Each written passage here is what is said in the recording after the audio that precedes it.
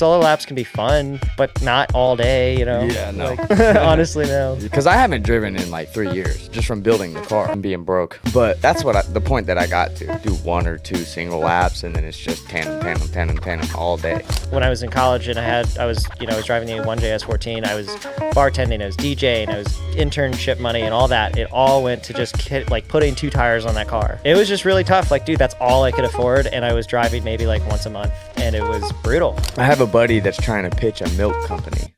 Okay. He drinks like a gallon of milk a day, and that's why he's doing it. But like, that's his pitch. It's crazy. But he sent me like his whole video proposal for it, and I was like, dude, what the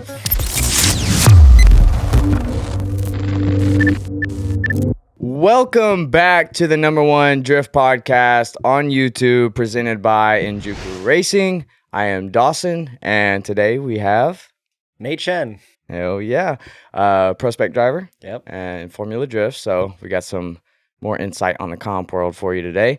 But of course, before we get into it, look below the video. If that subscribe button is still red, go ahead and click that and hit that bell notification while you're at it so you're always updated with every episode. And of course, this episode was a shit show to get to, even to this point. If you don't know and you haven't seen it on the news, because it was immediately up the next day or next morning, whatever it was. But he got stuck on the tarmac yesterday for about 8 hours in his plane. In Nashville, like landed here and then sat here waiting to get to a gate. It was pretty... Oh, it was absurd. Pretty terrible, yeah. Yeah, he was supposed to be here at 8:30 in the morning. That's when I was supposed to pick him up from the airport. And we were just chilling the whole day. I didn't get out of the airport until like 8:15 p.m. that night. Isn't that crazy? Like a 12-hour difference. Yeah, it was like right when I got home, you were just now getting off the plane. I was like, bro, fuck that shit. I just sent him some money. I was like, we can get an Uber. We can do this tomorrow, whatever works. Yeah, and honestly, like that was still not as bad as trying to get back home after FD St. Louis this year. Yeah, so, that's what... Okay, we got to talk about that. Hold on, before we do that, if you haven't grabbed the merch behind him, the Grassroots Hero merch, grab that. The end of the $250 Enjuku money is over. I think I announced that in this one before the podcast started. But anyways, also I am going to be giving away a pair of the BUMZ glasses that you see behind me. Any of their glasses on the site. All you got to do is literally just comment on each podcast each week and like it, and I'll pick a random one of you, and you'll get to choose whichever one's on the site. So yeah, pretty simple and easy. And you'll get some cool shades. But before we get into that story, give a little rundown on yourself, who you are, kind of what you drive, what you do. Yeah, so my name's Nate Chen. I'm a Formula Drift Prospect driver, coming up on my 4th year of competition. I've been involved in drifting in some shape or form since I was 14, which is 2008. Nice. So I started as a videographer. Wanted to be more than a spectator. Maybe I should back up a little. I found drifting through watching a trailer for Tokyo Drift, and big nerd. That seems to be the going rate. Yeah, so I didn't even see like the whole movie. I just saw this trailer. I was like, "Whoa, what's this?" And then I like Googled it, and I found Formula D was like a real thing, and then D1 Grand Prix and option videos. Like that's how I got into it. Whole ass rabbit hole at that point. Yeah. And then FD came to Summit Point in 2007. I was 13 at the time. Got my dad to take me. So funny. Like went through the autograph line. Got all. It's now I'm like in the one behind the table. You got the first-hand experience of what everyone else comes to you for now. I know. It was so cool. So anyway, from back then, I was like, I always loved cars and racing in some shape or form. I grew up like watching NASCAR, like, growing up in the 90s, like, dude, there's no drifting available. You know what I mean? Not around here. Not in this country. So, but like I don't come from a racing family or anything like that. So it was like, oh, well, like whatever. But then I saw drifting, and I was, especially on the competition level, I was like, back in 2007, FD was like not super intimidating. Do you know what I mean? Like you definitely had, back then it was like Reese Millen, Sam Hubenet, Tanner Faust. Those were like the big guys, but and even pretty simple cars. Yeah, at the time. super simple cars. And then there were plenty of other guys that were in like Pro-Am equivalent or even like hell, Miatas were still. Yeah. You were still able to use Miatas back then. Dude, people would show up in like SRs with like basically a bolt-on turbo. It made like 350 wheel, and they were driving FD with that. You know what I mean? Crazy. So I was like, oh, you know what? Now, if you don't have that for a seat time car, you're fucked. Exactly. So anyway, I was like, oh, this looks sick, and maybe I could even see myself like going here one day and competing on this level because F1 or NASCAR, like that looks impossible, you know, the amount of money and all That's that interesting. stuff. Yeah. Because whenever I first saw drifting, I was still like, that's still out of my touch. Like, there's no way I'll ever do something like that. So that's kind of unique that you saw that differently compared to NASCAR and stuff like that. Because I related it identically to NASCAR and stuff. When did you first see it? Like what year? So I would say that was probably 2015, 2016 when I first was open to drifting. By then, like I think things had progressed. Even now, if I saw FD now, I would be like, oh man, this is like kind of like knuck and NASCAR. futz, Yeah. bro. Fuck this. Yeah. But again, you have to remember, super simple back then, and Yeah. like way different. Even then, 2015 is still way different than 2007. That's true, you know what I yeah. mean? So anyway, yeah, I went to that event, had a great time. Then I broke my ankle skateboarding at Woodward Camp, if you're Cheers familiar to with that. that. Yeah. Had a month of like doing nothing. This is like summer going into high school.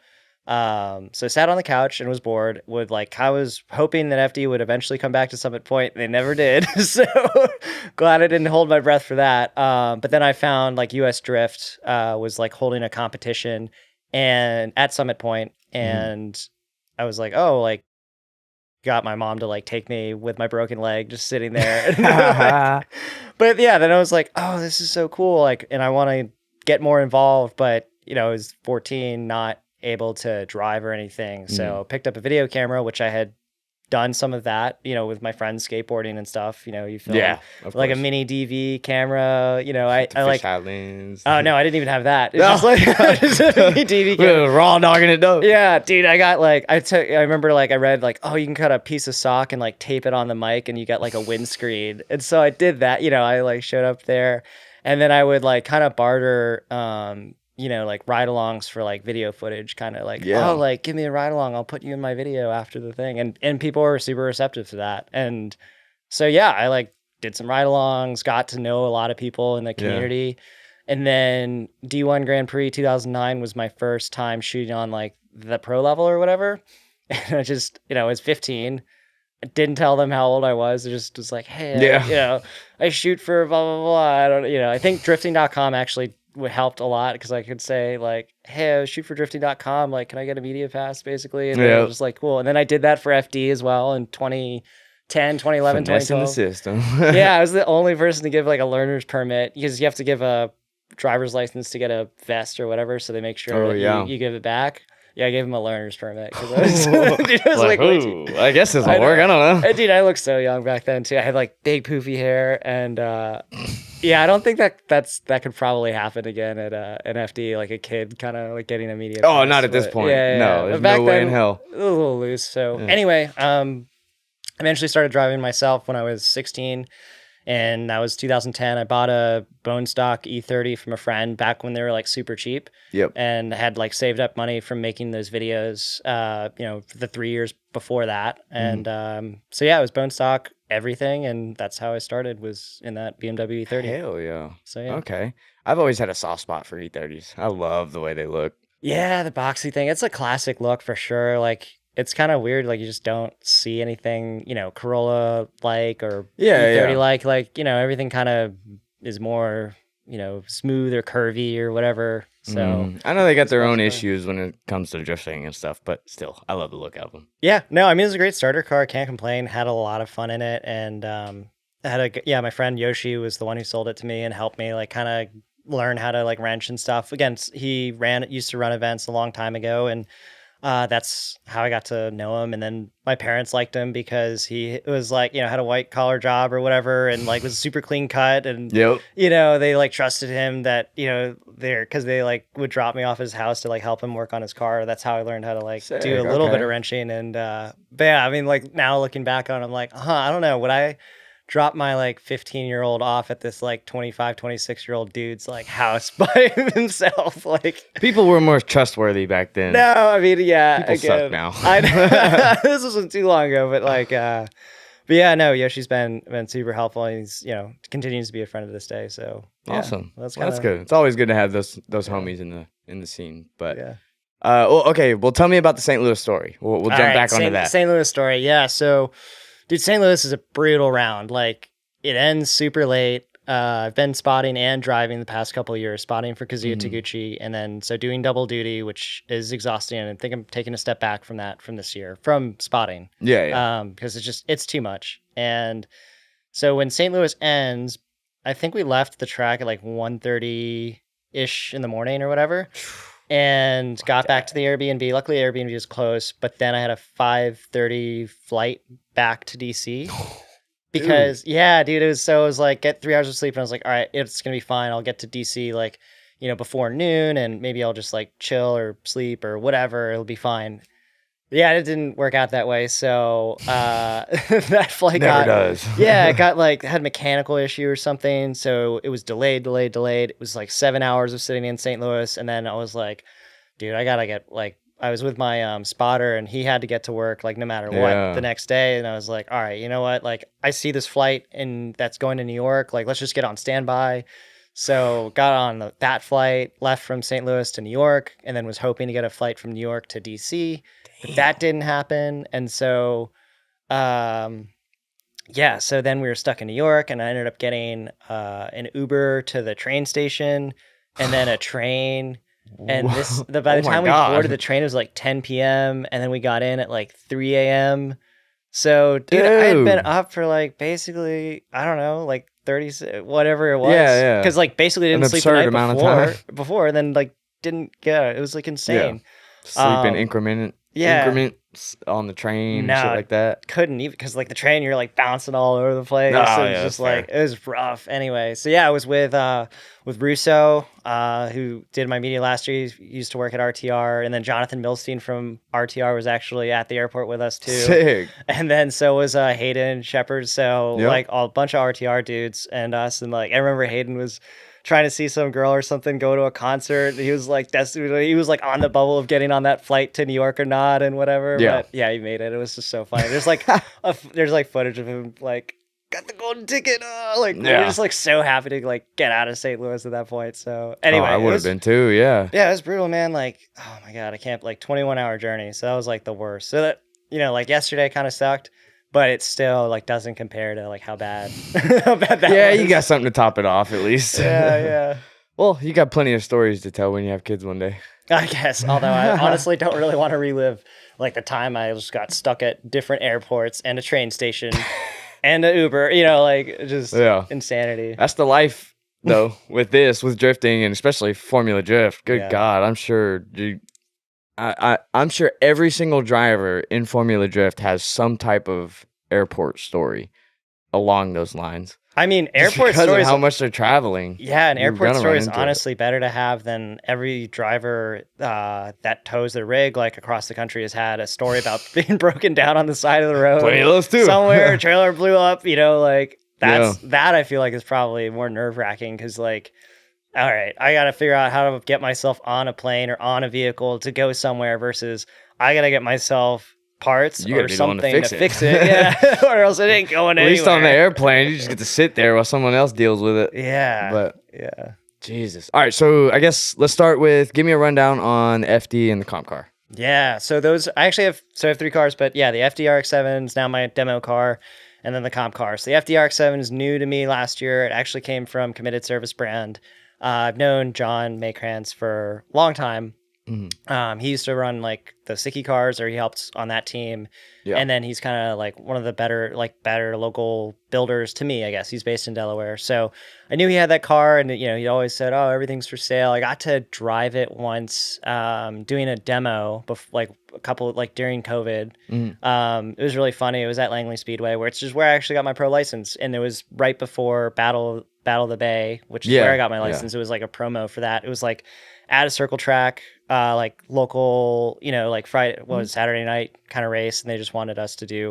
It was like, all right, do a couple donuts, then go run the bank in a car that I'd like never driven before. So it was funny. Okay, I guess. Yeah, dude, it was awesome though. I was like, all right, I'm just gonna like throw down, and then like I rode like high up on the bank on a car that Fucking I'd never sick. driven before. And I was like, oh, this thing. But he's like, yeah, it's like pretty loose, and I just trust him a lot because he helped set up my '86 originally, or he built it originally, and then so I knew like, okay, I can trust like anything he builds, and like, oh, cool, like, all right.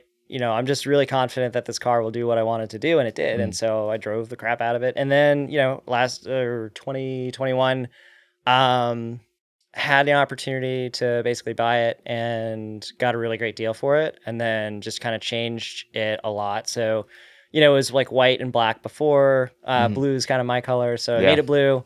Put the Vertex Ridge body kit on it, which Vertex, nice. one of my like favorite all-time kits for the Rx7, because it's like not super flashy like a Rocket Bunny or whatever, but like it just looks really, really good. And it's the same one on the Apex EFD Rx7 from D1 days, which like one of those cars that I loved watching when I was Okay, so actually on the body kit, obviously I have the Vertex style KBD kit.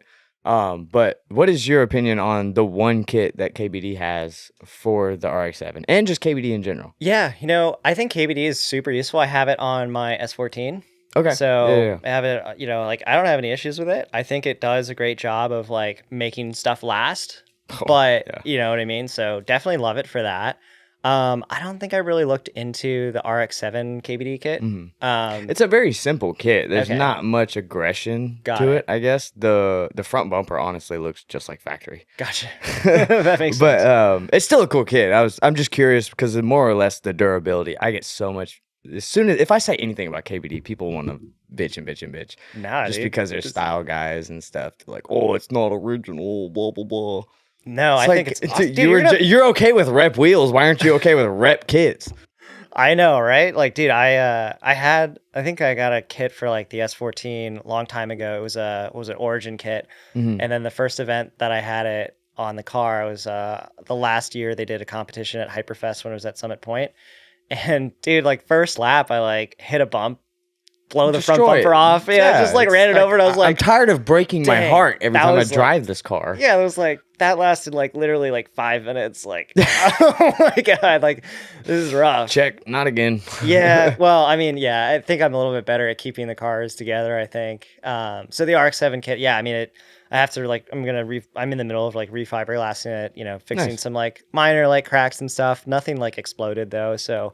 At the same time, it's just like one of those things where like, man, like, yeah, it's the RX-7, looks sick. And if I just like don't put this kit that I really wanted on it, then like I'm kind of doing it as a service. It's like kind of why I have the car. You know what I mean? So, because I just really wanted that kit for a long time. So I don't blame you.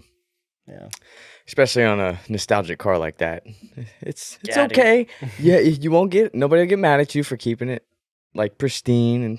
Oh, I mean, it's like not original. It's LS swap, So well, yeah, that's true. Yeah, actually, was it LS swap before you bought it? Yeah. So, okay. So that car, when you tested it, it was already the same. Already LS swapped. It's been like around for a long, long time. I think John bought it in like 2002, and then turned it into a road race car / drift car. I think it was a road race car first, then it became a drift car. Huh. And he would kind of take it out like maybe once a year. He doesn't get a whole lot of time to drive because he's working in the shop or whatever. So it's been around for a super long time in that configuration. It's set up really, really, really well. So he made a custom prototype like angle kit that just steers exactly like the way you would want it to. It's super responsive. I know there are tons of setup issues on that car, even though there are plenty of companies that make it, but even their kits like just aren't. Like, I don't know. I just watched YouTube videos on them and how messed up and how annoying. Okay, so I don't know like hardly anything about the FD, especially underneath. So like what companies, I guess, does FTF make a kit for that? I think they do. They don't advertise it though. Like I looked it up. I'm sure it's not one they sell very often. So that's probably why. But yeah, they make one. And then WiseFab makes one.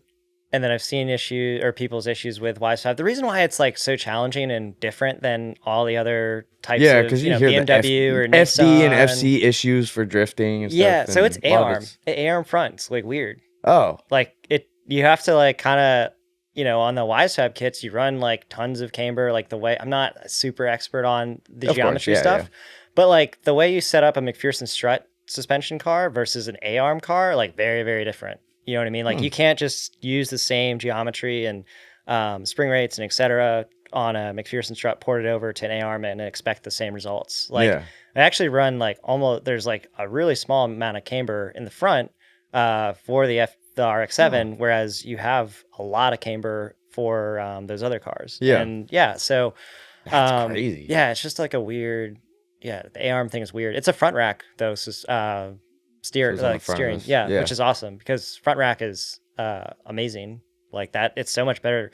I had a huge issue with the Pro car with the rear steer, because it used to have an S13 rear steer rack with Wisefab, and then I would go to full lock, and when I would dump the clutch, like the wheel would do this little like Ooh, yeah. death wobble, and Yep. it like shot me off course in New Jersey. I ended up losing once because of that, and then at qualifying it also messed me up. So now on the 86, we have the BMW style, like the new Wisefab stuff, which is front rack. Okay. And so basically it's all like, if you think about all the force of the wheels, like it goes backwards, right? And so when you have a tie rod that's like this thick and all the force of, the front suspension's going onto something like this, well, it can bend. And that's like what happened when I had the rear steer, like the tie rod would bend. Like I didn't hit anything. Shit. It just bent. Yeah, I dealt with that on my old angle kit a lot because it was like they're smaller tie rods, they're not as thick. Yeah, they were the Wisefab ones, and we reinforced them to get through the rest of the season. But even still, like I always would have tie rod issues, Yeah. But now with the front steer, all the load goes onto the control arm, which is like strong. Like if you're bending a control arm without hitting anything, then something's like super wrong with like the design of that control Does arm. it like, okay, so when you're in drift and feeling that, what is the actual difference that you're feeling inside the car? Yeah, well, when you feel the death wobble, feel like the steering is is just like, smoother? Yeah, exactly. Okay. It's way smoother because the death wobble is just like you're at full lock and you're like, oh my god, what's going on? You know what I mean? like why is it doing this? When I first took my Z out, because you know how like the lower control arms have really shit bushings in them on Zs. I didn't know that at the time, and mine were shot, bro, like shot. And the NSS track we were talking about, 100-mile-per-hour entry on the sweeper, I was doing that, and I had like active caster. My shit was just wobbling, dude. It was bad. But yeah, check your front suspension. No, anyways. you really do. But yeah, dude, that Rx7. So it's really well set up, and then also the spring rate's pretty crazy. It's actually like 16K front. Oh wow, yeah, yeah. Again, holy shit. John, what other car compares to that? Having that much of a front spring rate? SC300s are also a ARM, I think. So I don't know. I had daily an SC300, 5-speed too, which is sick. I've had that car since I was 16. But so I've never set it up for drifting, but I do know I'm pretty sure they're A-arm front as well. So I would assume it has probably it's pretty similar, That's cool. Yeah. Huh. So, but yeah, I have Fortune 510s on there right now, 16K front, and then rear's 10K. Yeah. Big DC guy over here, Yeah. I'm just kidding. I mean, hey man. Not kidding, but like, yeah. Dude, you want custom valve shocks? Those are great coilovers too. I'm not hating whatsoever. Trust me. I'm just making a joke. Yeah, all good. Yeah. But yeah, okay. So tell me about the 86 more then, because the FD pretty much covered that, right? Yeah, I mean, basically dog box LS1 with a cam makes like 382. Okay. I know that because I died fairly low power. Yeah. But it's funny. It's just like if you just drive it looks like it rips. I know, right? Yeah, people are like, oh, it must be like 600 horsepower. Like, no, dude, I just FDs just look fast. Yeah. I did my most sketchy entry though in that car this year. It was fun. 115 miles an hour. Where at? Summit Point. Okay. On the bridge course. So they normally run it there's a straightaway that they don't really use at all because it connects between two different courses. Gotcha. But during the Lone Star event, they were just doing the full course hot lap basically. And so I used the whole straightaway, just didn't lift, and then you go up a hill and I jumped the car twice and then going down the hill. Fuck yeah.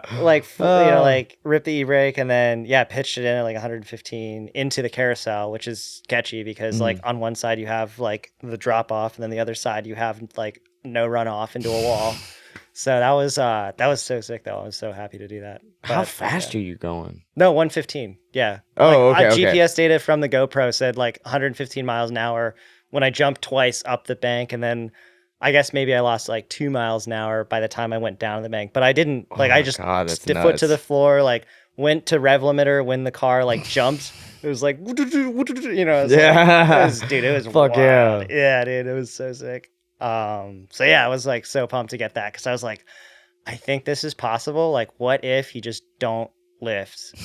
Because it's Gotta really be. easy. It's always No. possible. And I like did it a couple times, and I don't know, I don't know how fast I was going, but I was like lifting a couple. You know, I was like before the hill or at the hill, because dude, you feel like you're like, oh man, this is, or like I'm gonna jump the car, I'm gonna land, and then the steering's gonna shoot me It off. feels like into, the car's falling apart. yeah, Yeah. yeah, because you're like, oh dude, this is. So yeah, I just told myself, I was like, dude, you just gotta do it, man. You just gotta Yeah. foot Just to pin like, it. just fit it, just like. Yeah, and as I was doing, I was like, "Don't lift, and then, and then I did it. And I was Butt like, puckered as shit. oh yeah, dude, it was scary as hell, man. Hell yeah. It was so fun. What gear were you doing that in? Probably Fourth, yeah, it was Fourth. Okay. Yeah, the trans is weird. It came from Austin Meeks' Cadillac CTSV, which was a Pro One car, and so yeah, first and second are really long. Then third's like 80. Then fourth is 90. So third's super short. Then fourth is 90, and then I was pretty much almost at the limit for fourth by the time I got up to 115. I think if I like throw that bitch in fifth. it's a dog box. So Oh yeah, that's right. I think if I like carried a little bit more speed, I feel like I could probably hit like 120 before I like ran out of gear. Yeah. But yeah, I don't know. I can't. After that, I'm like, dude, I gotta do that. Like oh, like 80 Run it miles. back, Yeah, baby. let's do it again. Yeah. So yeah. Anyway, 86. So yeah, it started its life out as like 100,000 mile FRS. I found it in Florida for like a really good deal, and like flew down, got the car, or had some airline points, got the car, drove it back up to Virginia, made it like an hour away from like where I live before some idiot like rear-ended the guy behind me and then rear-ended me. Yeah. Luckily it wasn't like, it was just like a bumper support in the back that got messed up, so nothing big. So then, John Maycransett committed, built out the car originally. And, the idea was, let's build like an FD level car, but not FD level power. Okay. So it had dog box, quick change, but it had LQ4, a 6-liter iron block, with Holly Hightower intake. And so I think that only made like 430-ish or something like that, 430, 440. Still and people, healthy, reliable number. Yeah, but if you set it up correctly with a quick change and all that, like people again see all the smoke and they're like, "Dang!" And they heard it scream, like, "Dang, that must be like 600." It's an LS. It's torquey. I know, but they think it's like, "Yeah, it must be like 700 horsepower." I was like, "Nah, dude, it's iron block." And then that motor blew up, and then an L92, which is like the same thing as an LS3 on the bottom end, basically the same thing. That's what went in there after that, and that got me my license, and I was like, oh, I'm gonna pull this motor out and sell it, and then it blew up too. Oh fuck. So now it has a 6-liter iron block, but it's a fully built motor with the Magnuson supercharger at this point. So okay. Yeah. Were you looking for that chassis whenever you were searching, or why did you end up with it? Yeah, it was like, what is cost effective and newer, because I had kind of a thesis that I don't want an older car that will potentially can't market it well. Yeah, exactly. Like if you think about every other newer cars look better for branding on the side of the car. Exactly. Like Like if you think about any other professional racing series, do you see anybody else drive like 30-year-old cars at the top levels? No. Like, Forest. No. I mean like other non-drifting stuff. Oh, okay. Yeah. Sorry. Like any form of like racing, like nobody drives old cars in those, and it kind of like. One thing I would love to see in my lifetime would be drifting to shift from endemic sponsors and companies that support it. Love them, of course, but if you really want it to grow to like a mainstream level, you really need outside companies, and outside companies. Yeah, Coca-Cola, and PepsiCo, shit like that. They do support it through like Rockstar and Monster, because those are both but that's if the average person doesn't understand that Rockstar is under PepsiCo and all that stuff, it's. Yeah, you would definitely need like banks jumping in and like just random shit. Like I have a buddy that's trying to pitch a milk company. Okay. He drinks like a gallon of milk a day, and that's why he's doing it. But like, that's his pitch. It's crazy. But he sent me like his whole video proposal for it, and I was like, dude, what the fuck? Like he went into depth about drifting, which you wouldn't normally do that for like a car company, because they already know what the fuck's going on. But like I was like, bro, let me know if that goes through. I don't care what happens. I just want to know. I want to know if it works. Because I've got some companies in mind that are outside of drifting myself that I want to reach out to and make relationships with, bring them in. But like I don't really know how to talk to those people for drifting. It's so weird. So And it's really hard because people naturally just kind of want to go to stuff been doing, right? It's just yeah, like, they so want to when go with you, what they know. yeah, exactly. And then you're trying to sell them on this like different, like kind of subculture thing where, the mainstream audience, it's like getting there, you know what I mean? Yeah, But it's still not like fully there. And I don't know. There's just a lot of maturity that kind of needs to happen on a bunch of different fronts for it to get there. But overall, I think we just need to attract, from a professional side of drifting things, you just need to attract a massive amount of audience that doesn't necessarily like cars, or are hardcore fans. Like yeah, I'm a hardcore fan at heart. yeah. But at the same time, if you think about like football or baseball, like I go to baseball games for like work related events. I don't even watch the game, dude. I'm like there to network and like do business stuff. That was my sport growing up. I don't even watch it, bro. I mean, Even when I played it, I couldn't watch it. But that's just the yeah. thing for me is I physically can't like get into professional sports. No, that's I've just totally never fair. been able to. Yeah, but like the thing with those things are, it's like even though I'm not watching the game, somebody like I didn't pay for the ticket, but I was there, so Mhm. therefore somebody had to pay. Somebody is funding baseball. Like without those people there, baseball, football, like none of this stuff happens. Like it's Oh a yeah. spectator sport, and so I we wonder just what the need more. ratio is from just genuine spectators to people there on business.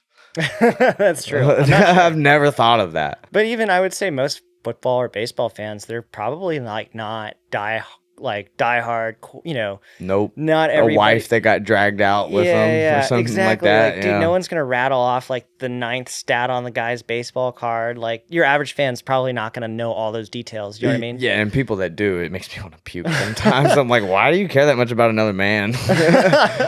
But dude, drifting's the same thing. I mean, we have like some people that are super, super into it, super focused on the result, Yeah. all this. It's like, and we have this problem at the driver summits every year at FD. It's like, oh, like, what if we just changed the judging criteria to this or made it operate like that? And I'm like, you guys are missing the bigger picture, which is like, how do we get more people? How do we attract a higher income bracket? How do we get other companies that are not, involved in I automotive think the to do all this stuff? judging side of it does relate heavily to making that happen. The only reason I say that is because I recently had Chase McMaster on from Chase Yeah, I Bays. watched that episode. Yep. Yeah, so when he was talking about the Rob Dyrdek stuff, how Rob Dyrdek basically was the first one to lay out like this trick equates to this amount of numbers and points or Mhm. something like that. And it was just a dead set like judgment call. So anytime those arose, both the spectator and the judge were already confirmed on like this is what more than likely the call is. So there was more ability for the spectator and the person that's not really into drifting to comprehend what's going on better. And that brought a lot more people into skating.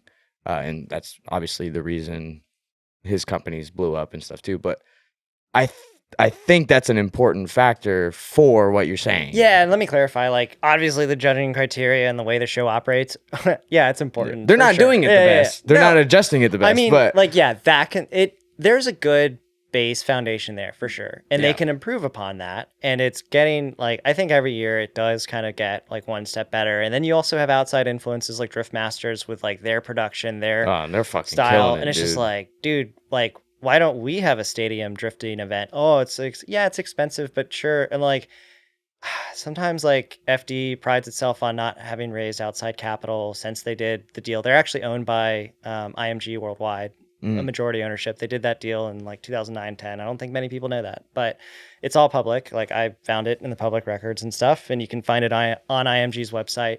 But like, look, outside capital is what you need to fund growth, and that's what Drift Yeah. Masters has through Bud Matt and Peter Vincik's family, I think, and Red Bull, and that's kind of, you can only do so much with your own capital in growing any business before it becomes time where you need outside investment to scale quickly. To like scale to the point. that's Yeah. the value of outside capital is it brings new ideas, it brings speed, it brings a bunch of other stuff, but it can like go wrong. There is a risk. Like you could get somebody Heavy risk. involved that like could destroy it. But at the same time, like if you don't get somebody involved, is it ever going to reach its potential, or is it just going to be kind of what it is? And Yeah. not saying like not knocking FD or anything. I think it's great. I think it is the best platform to have a potential career at this thing that we're passionate about. At the same time, I could argue that. that's fair. No, that's totally fair. I'd say the FD side is probably the most difficult way to make a career out of drifting. Okay, I will throw that question back at you. Where do you see yourself making a career in? You want to have drifting involved as your This content? Because I mean, content drives everything anyways, whether when it comes to the investment stuff, whether it comes to your just solely your business. Yeah. In today's age, you can't really progress without content in some way, because you have to be visible. So whether you're paying someone else to put your content on their platform, or whatever it is, because that's all commercials was. I mean, FD is a content platform at the end of the day too, and just like F1 is too. Like they're owned by Liberty Media. But if you see what F1 does with its content, how it curates events, and like what it does outside of the racing to make it exciting for people to want to go to that, like it's really really powerful. And like that's where I feel like we're kind of missing on drifting. You know what I mean? Like F1, like there's the race, but there's all this excitement around just the race. It just brings in crazy amounts of people and money to all the different cities, even though like, it's expensive to run, but at the same time, like they're able to make it work through a bunch of different resources, and they're really smart about how they do it. And then obviously the Netflix thing, just they were having so much trouble accessing the United States, and then they do that, and it's just like problem solved. And it's like, all right. So it's like, come on, hey, like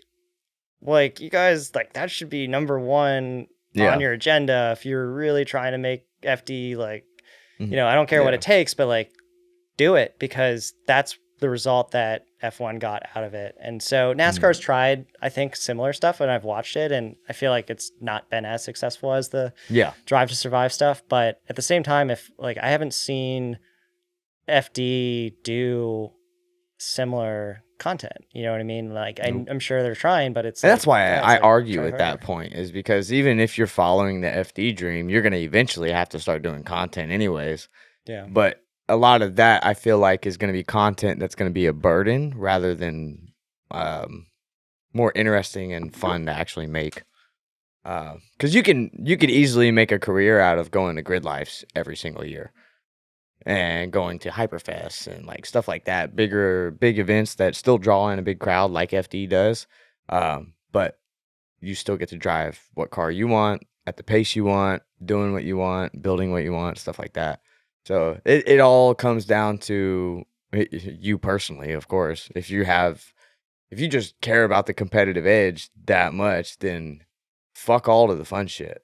And some people are genuinely just that, which I think you're probably along those lines. I am probably that way. Just, I mean, like for me, competition is fun. Like the stress of it, like the intensity. I got all that out when I was young. I was like, just screw it at this point. That's fair. Yeah. No, I mean, I used to compete like on a local level of skateboarding, and I did a bunch of like academic competitions. Like again, I'm a nerd, man. Like happy to admit it. Like I did really well in the geography bee in like elementary school. In high school, I did this thing called Life Smarts, which I still am tangentially involved in, but it's a really great prep tool for like high school kids to learn some like actual like useful life knowledge. No shit. So there's like 5 categories of questions, and they're all like one thing that I learned in that I still use today is like if you look on the back of a drug label, like it tells you what the active ingredients are, and like that's how you know what you're taking versus just brand name or generic and all that. It was like a question, but it's like, hey, I actually remembered it, and I can't really say I remember anything from my like history high school class. You know what I mean? No. So, but yeah, for that, like I got to go to like won the state level, did the national level for a couple for 2 years in a row, I think, and then now I'm like have come back as a guest judge and that kind of thing, and still so like really supportive that's cool. of that. Yeah, it's so fun. So anyway, I'm a nerd too, and I like not from school though. Like I was rebellious in school. I hated school, but like I've learned more out as far as like history and shit like that outside of high school or any type of school now, and it's so much better now that I'm actually interested in it. I can physically catch up on it. Back then, I just wanted to leave. I I just totally wanted hear to go you. work and make money. That's all I gave a shit about. No, I totally hear you, man. I did well in high school and then went to William and Mary for undergrad and got a business degree. But outside, like in high school itself, I hated it. I'd show up, I'd do my whatever, get my grades in, whatever, and then I would be like, all right, time to go do the car stuff. Cause like Yeah, that yeah. was what I, did. And I worked for a shop at the time, during the summers and, yeah, it was fun from a car perspective, but like the rest of high school sucked. So Oh yeah, I yeah. hated I was ready to it. get the fuck out of there. Yeah. But okay, well, I guess so we talked about a little bit of the judging stuff. Is there something in FD that you think could be adjusted very easily to help, whether it's drivers, spectators, like just FD as a whole? Yeah, I mean, What is the most I think you just need important to thing? really target a higher income bracket. So again, get people with more money interested in the sport when that will attract more support from larger businesses that see the Yeah. value in it in terms of like, why do consult actually my former employer sponsors Williams F1 racing, like Stevens was Oh shit. investment bank. That's like where I worked. Why do they do it? Well, because F1 attracts a certain level of demographic. It's not it's not the billionaires that they're looking for, but it's just even like the normal crowd that Mhm. like typically has a higher income and et cetera, blah, blah, blah. So in order to do that, you have to create like unique experiences for that are again like higher price than just general admission, and you actually make way more money than that. Just like the way a Yeah. nightclub works. Like, do they make money off general admission tickets or is it the bottle service people? And it's Yeah. the bottle service people. So again, not to knock at all like the current FD base, because obviously love them and would not be able to do it without them. But you need to just attract a lot more people that maybe aren't as hardcore into the sport. But if you get them there, they are spending money. They are spending money Mhm. on team merch. They're buying. Dude, I walk around DC all the time. I see like Max Verstappen jerseys and Daniel Ricciardo stuff, and I'm like, well, why don't like they care about FD? Like Yeah. FD's, I think, dude, drifting's so much more entertaining to watch than Formula One. Oh Like, yeah. come on, dude. Like, it's not even a like how many laps can I watch? Which is All the cars sound the same. yeah, Like dude. It's they're like all doing the same exact line. exactly, It's dude. boring. It's yeah, like racing to watch. Like watching the highlights for like 10 minutes. Oh, dude, like that. I do Yeah, that. Like, cake. yeah, I There's watch normally NASCAR some wrecks and highlights. shit. Yeah, I Like, watch yeah. NASCAR highlights, F1 highlights, and then like that's all. I don't need to watch the whole race, But for drifting, like, dude, I want to watch like every battle because every battle is like that exciting. Do you know what I Yeah. mean? And Oh yeah. so it's like we have like the clearly more entertaining product, but we haven't sold it to the general populace in a way that they're as excited about it as we are. Do you Mhm. know what I mean? So Yeah. that's like the biggest thing to me that will create the most amount of value for the teams, for the sponsors that are currently in the program, for the sponsors that could potentially be there one day, for Yeah. FD in general, like just trying to elevate it to that next level where, yeah, dude, we have hardcore fans. We can argue about judging and camera angles and all this crap all day long. And it's always going to be your word versus my word, whatever, blah, blah, blah, blah. We just need to make sure we have a sellable show to, again, like the most amount of people. Like, I just want, dude, I want that guy that's there for a corporate meeting at Mhm. FD, but he's yeah, he doesn't give a crap about the racing. That's fine because he's still spending money to be there, which Yeah. again, like eventually will flow down into everybody else's pocket. It might introduce like a bunch of other factors, but at the same time, it's just like, I just want, the thing that I love and I'm very passionate about that I've dedicated like a majority of my life to pursuing. Mhm. I just want that to be shared again with like just as many people as possible. Yeah. So I don't know. That's why I want Now, it. do you think it's entirely possible because of the US being so ingrained in, say, NASCAR or stuff like that? Because if you look at Japan, like you'd say, okay, their main motorsport is drifting, right? For the most part, as far as Yeah, like what just normal JGTC cars Formula? go. I can't. Drifting spectators in Japan, I think, are like kind of weak though, from what I've heard. Well, yeah, Like the yeah, number of totally, yeah. spectators and all that. But like, if Yeah. you can reference drifting to Japan like that. Yeah. If someone in America doesn't really care about cars or isn't interested in cars, and you try and reference drifting to the U.S., they're gonna be like, "What the fuck are you talking about?" You would reference Well, NASCAR to the U.S. yeah, because that's what's but so big. So, do you think the shift in people's mindset is actually possible oh in yeah. the U.S. because we're such a big Well, no. country, all that stuff Here's an too? example. Like F1 before the pandemic, before Drive to Survive, nobody in the US really paid attention to it. You said racing, they thought of NASCAR. Yeah. Now I say racing, they think of F1. You know That's what I mean? fair. Yeah. So the mindset can change, but you just have to market it in a way that gets their mindset to change. So like it's definitely possible. You know what I mean? I'm just curious because I see it here, literally here in Nashville, because they just started bringing the Grand Prix to Nashville a few years ago, and ever since, like, fuck all with NASCAR. Like I'll see an ad about they'll finally run a NASCAR event at the Nashville Super Speedway, which also just started about 2 or 3 years ago as well. Okay. But like people are just Grand Prix. They would 10 times rather go to that instead of the NASCAR event. Well, I think IndyCar does like a street race, right? Like in downtown Nashville. Yeah, I mean, yeah. Like that's cool. Like my favorite FD event. Haven't driven the track, and track I've heard is like really difficult to drive, but it's Long Beach. Yeah, Long Beach is like the coolest venue I've ever.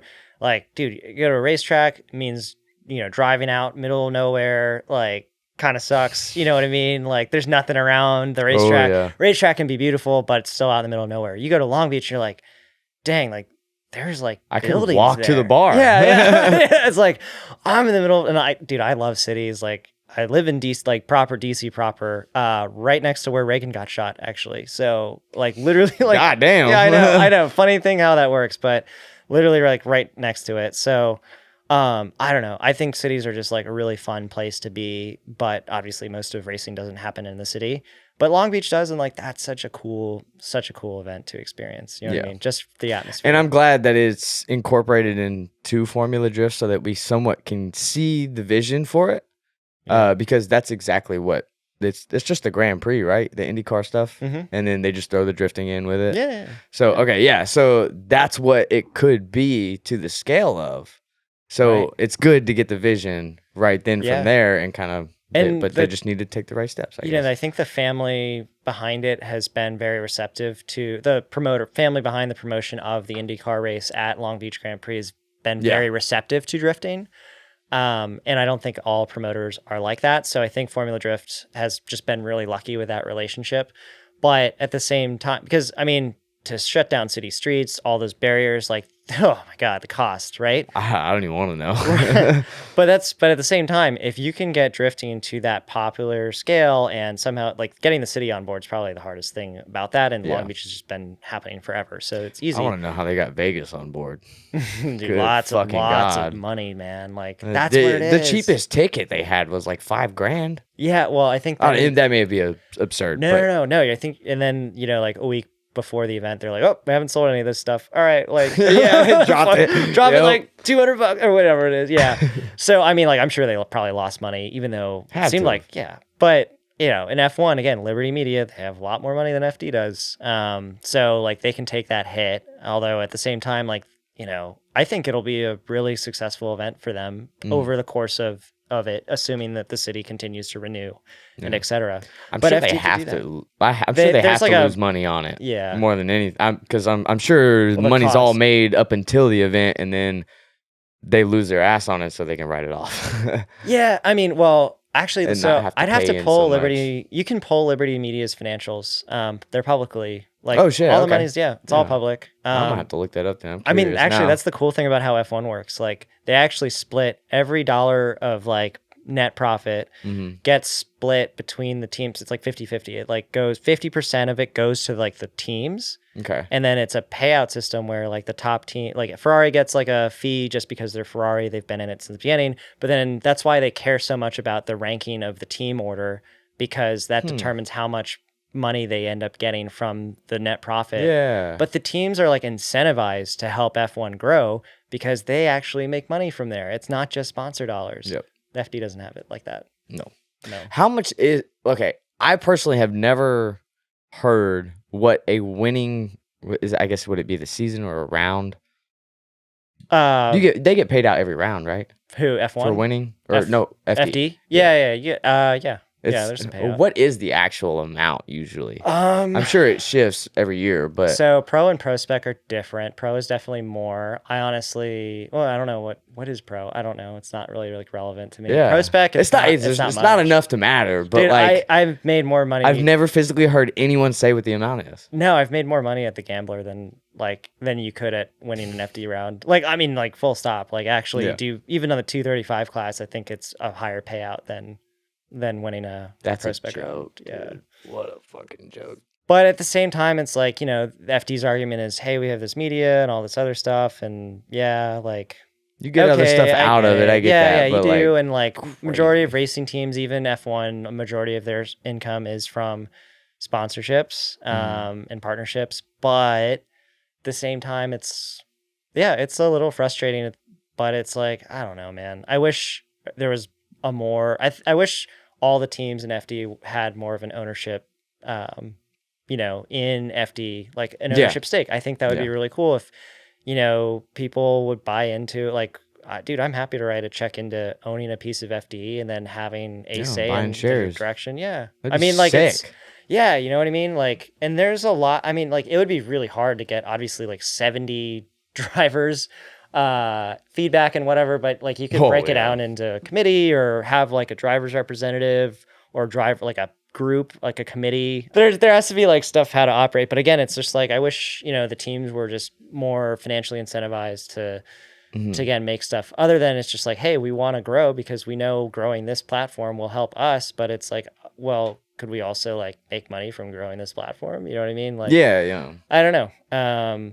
Again, that's so my day job is working in private equity. Like I help businesses grow. Like that's what I do. I invest in government services businesses primarily. Mhm. So I've invested in high-end IT services, intel analysis businesses, security businesses, anything that does like a service for the federal government, basically. And so that is literally what I do on a daily basis is scaling businesses and then selling them. Like that's Big how boy private job. equity, yeah, that's how private equity works. So I've learned a lot I've been at it for 7 or 8 years, I think at this point, between investment banking and private equity. And so You like, said it's helped you a lot in mhm. your racing program just by gaining sponsors and stuff. So, I guess first, before you give a rundown on what your approach is and stuff, what actual techniques or anything like that have you learned from your day job to relate to that? So fundamentally, it's just been understanding how businesses work, especially from a financial point of view. So I started my career in investment banking doing sell side consumer M&A. I helped sell Bennington Pontoons, the largest pontoon manufacturer in the US, to Polaris. That was an $825 Cool. million deal. Yeah, biggest one I've ever done. Damn. Yeah. I didn't make any of that money, but I made somebody Well, else that yeah, money. that's You know still what I mean? Like, yeah, it was that's on really your cool. resume. Yeah, it is. It definitely is. I got a nice little lucite from it, a big pontoon boat. It's really Hell cool. yeah. Yeah. So, I did that. And anyway, but basically, like I've seen great management teams work and not so great management teams, operate businesses. But it just gives me an overall understanding of like, hey, what are these people's goals? Like, what are they actually looking for in terms of like if they want to spend $1 in marketing, like what do they want out of it? Mm, It's not, oh, I want a sponsorship, I want parts, or I want cash. Like, you should give it to me because I want these things. It's no, like, why should they spend $1 with you? Like, what are you doing for them? You know what I mean? yeah. It's like understanding that mindset. It's understanding issues that people have in all businesses of, whether it's politics of, we're getting pulled in this direction by this guy, but this guy says something else. You know what I mean? It's just understanding those types of dynamics and Understanding understanding what is how value. businesses grow. Yeah. And so that's helped me understand, you know, talking to different companies, whether they're big or small, because even in the automotive world, we have a wide range of companies. We have big companies like Holly, which are private equity roll-ups that just gobble up businesses left and Yeah. right. They do things that I don't like. In private equity world, there are players that buy businesses, rip out all the assets, and then just throw away what's left over. And that sucks. Like, I hate that version of private equity. I've always been a growth oriented investor where I want to come in and help a business grow. And that means hiring more people, giving more resources, spending money to actually like scale the business. You know what I mean? Yeah. Yeah. But Holly has been one of these private equity pass arounds, like let's buy businesses, realize the synergies, meaning cut costs, fire Yep. people, make money. And at the same time, like they've done a really good job at scaling that business. They've acquired a zillion different brands, right? And so Jesus, yeah. it is a machine, right? And I know how to deal with them. I've dealt with them in the past. And then at the other end, we have like founder owned, family owned type businesses where it's just one guy in a shop type thing. And Yeah, that's there's what I've stuff learned like is that. majority of these companies are, I mean, maybe 5 people tops in a big ass warehouse just making this shit work. And it's Exactly. impressive. And so, truthfully. and all of them have like their own like great things about them and their Yeah. own like things they need help with. But obviously, like Holly's problems are going to be very different than a founder-owned business's problems, you know? And so it's been helpful from my day job being able to see both sides of the coin and like understanding, okay, this is what these people are focused on. And then this is what like this person's focused on, you know what I mean? And there is like a gap and of size of businesses. And they're like kind of, they're businesses that are kind of on their way to being a Holly, but like maybe not as professionalized and that kind of thing. And that's generally where I kind of like in the government services land, I don't mess with like Fortune 100 businesses. Yeah, I would like Fortune 500 businesses to acquire the ones that I'm invested in, of course. Like that's a great outcome, but I help businesses go from like small to mid-tier prime effectively. In this world, it's like, K&N, Holly, those are like kind of the larger players, but then the smaller players, like Fuel Lab or Fortunato or, they're kind of the founder-owned type businesses. They're definitely like not single, not like Chase Bay's 10 years ago. Like they're on their way to growing, but yeah, it's really fun working with all of them and Moroso especially. So Moroso is a new partner of mine. They're a founder-owned, family-owned business. This is they were founded in 1968 by Dick Moroso. He was a drag racer that would, race and make his own parts. And then people were like, "Oh, like where'd you get that? Can I buy it?" Yeah. And so he did start out as like one of those, very entrepreneurial type people where he was just kind of selling the stuff that he used on his race car, and then solved the problem for himself, and everyone caught an eye of it. Yeah, exactly. And then it rolled into like he ended up actually being one of the pioneers of the wholesale distribution system. So he encouraged like JEGS and MotorState to like actually put that whole way of distributing parts. Like he helped shape that system, which is really cool. Holy shit. Yeah. That's interesting. I didn't know that part. Yeah, they make like 3,500 different products. Or today, Moroso makes 3,500 different products. They're one of like 4 companies in the US to extrude their own wire because they make, spark plug wires. And so this is my first year working with them and I'm really excited too. And they're now on their 3rd generation. So I work really closely with Penelope Moroso. So one of the founders, she's kind of their new marketing director.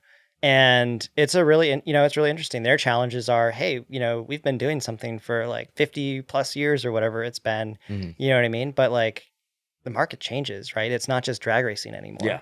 Definitely. And now, so like that's Moroso really wants to get involved in drifting and hence why, we're working together, right? Like they see the value, they see like this is kind of our generation's version of drag racing back in the 70s or whatever it was. Like I recently saw a documentary or not a documentary, it was like one of those fictionalized things on Amazon Prime.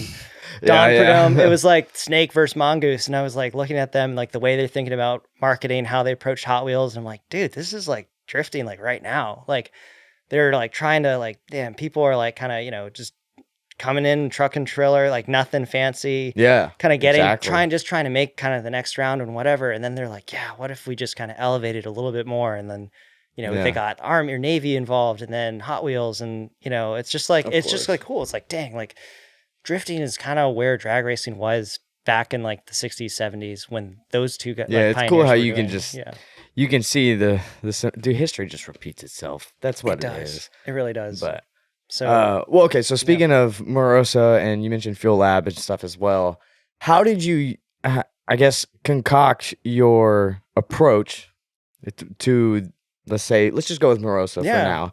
What was your approach to them? Because you didn't really know anyone specifically that worked there or had any type of relationship, right? No, I didn't. So, well, funny, they actually showed up to Formula Drift New Jersey this year, and they were like kind of directly across the GT radial rig, which is where I am. Gotcha. with Jerry Yang Racing. And so I was like, huh, like obviously I'd heard of Moroso before. I actually have one of their catch cans on my S14 and it used their oil catch can for like more than a decade. Nice. And so I was like, cool, like I God haven't damn. seen this brand come out, and like I knew it had a really great reputation, and I knew it was family owned, but I didn't know a whole lot. And I was just like, hey, let me like go talk to them, see what's up. And I knew they made a bunch of LS stuff, and they actually make, oil pans, oil pumps, valve covers, spark plug wires. And those are kind of the things that I'm using on my car this year. And obviously the catch cans and that kind of stuff. Yeah. And, just had a conversation, introduced myself, and was like, hey, like I do this really cool halftime show on behalf of GT Radial. You should check it out. You're probably going to easily see it because you're like right in front of it. And, Yeah. and so they really loved that show. And it's something that I've developed over the past couple of years. It came from when I was a DJ in college. So Okay. I love like putting music on, getting like a crowd hyped up and stuff. Although I can tell you in college, like I naturally like don't like talking on the microphone and all that. I just like played music, but then I got more comfortable with talking with the crowd, interacting with the crowd, knowing how to just be comfortable on a stage type thing. And so I saw RTR do their kind of version of a halftime show, but like they were doing kind of a megaphone and there was no music and no stage. And so I was like, oh, cool. That's like a cool idea. I'm going to totally steal that. Like, that's how stuff works, man. It's like, don't reinvent the wheel. Just add another spoke. You know what I mean? Yeah, that's a good way to put that. Yeah. Okay. Like, wow. It's like, cool. Like, yeah, I always tell people why are you trying to do something fucking new? Yeah. You're going to screw up time and time over. Just do what has already worked that someone else has done and put your own touch on it. It's that simple. Exactly. And so that's what I did with, my version of the halftime show. It's like, oh, Vaughn does something, it attracts people. That's cool. But I think it could be better. So let's do it off a stage. And then that turned it into, let's do it off the liftgate of the GT Radial rig. Let's interview drivers. Let's have a soundtrack that I actually mix myself using my DJ skills. It runs half an hour. Let's do some product toss, but also interactions with the crowd. Like we do water bottle chugs. We throw t-shirts out. We ask drivers questions about their stuff. We throw in questions that are specific for a partner like GT Radial. It's like, hey, guess what? GT Radial doesn't just make drift tires. They make semi tires. They make regular tires. You could go buy GT Radials and put it on your SUV. It's awesome, right? So it's a great plug for them. And it's also a unique thing that, again, aside from like Vaughn, like I see some people in the paddock doing something similar, but it doesn't have kind of the structure that I've kind of put around it. And it's just a blast. I love doing it. And I'm sure after you did it a couple times, you just kept noticing more and more shit because it becomes gets better. Natural. No, it gets better and better. It's like, the first time I did it before I was on Jerry's team. I just did it at my like pit space in Orlando, my first event. And it was like, I was a little awkward on the camera, on the microphone. It didn't go that great. You know what I mean?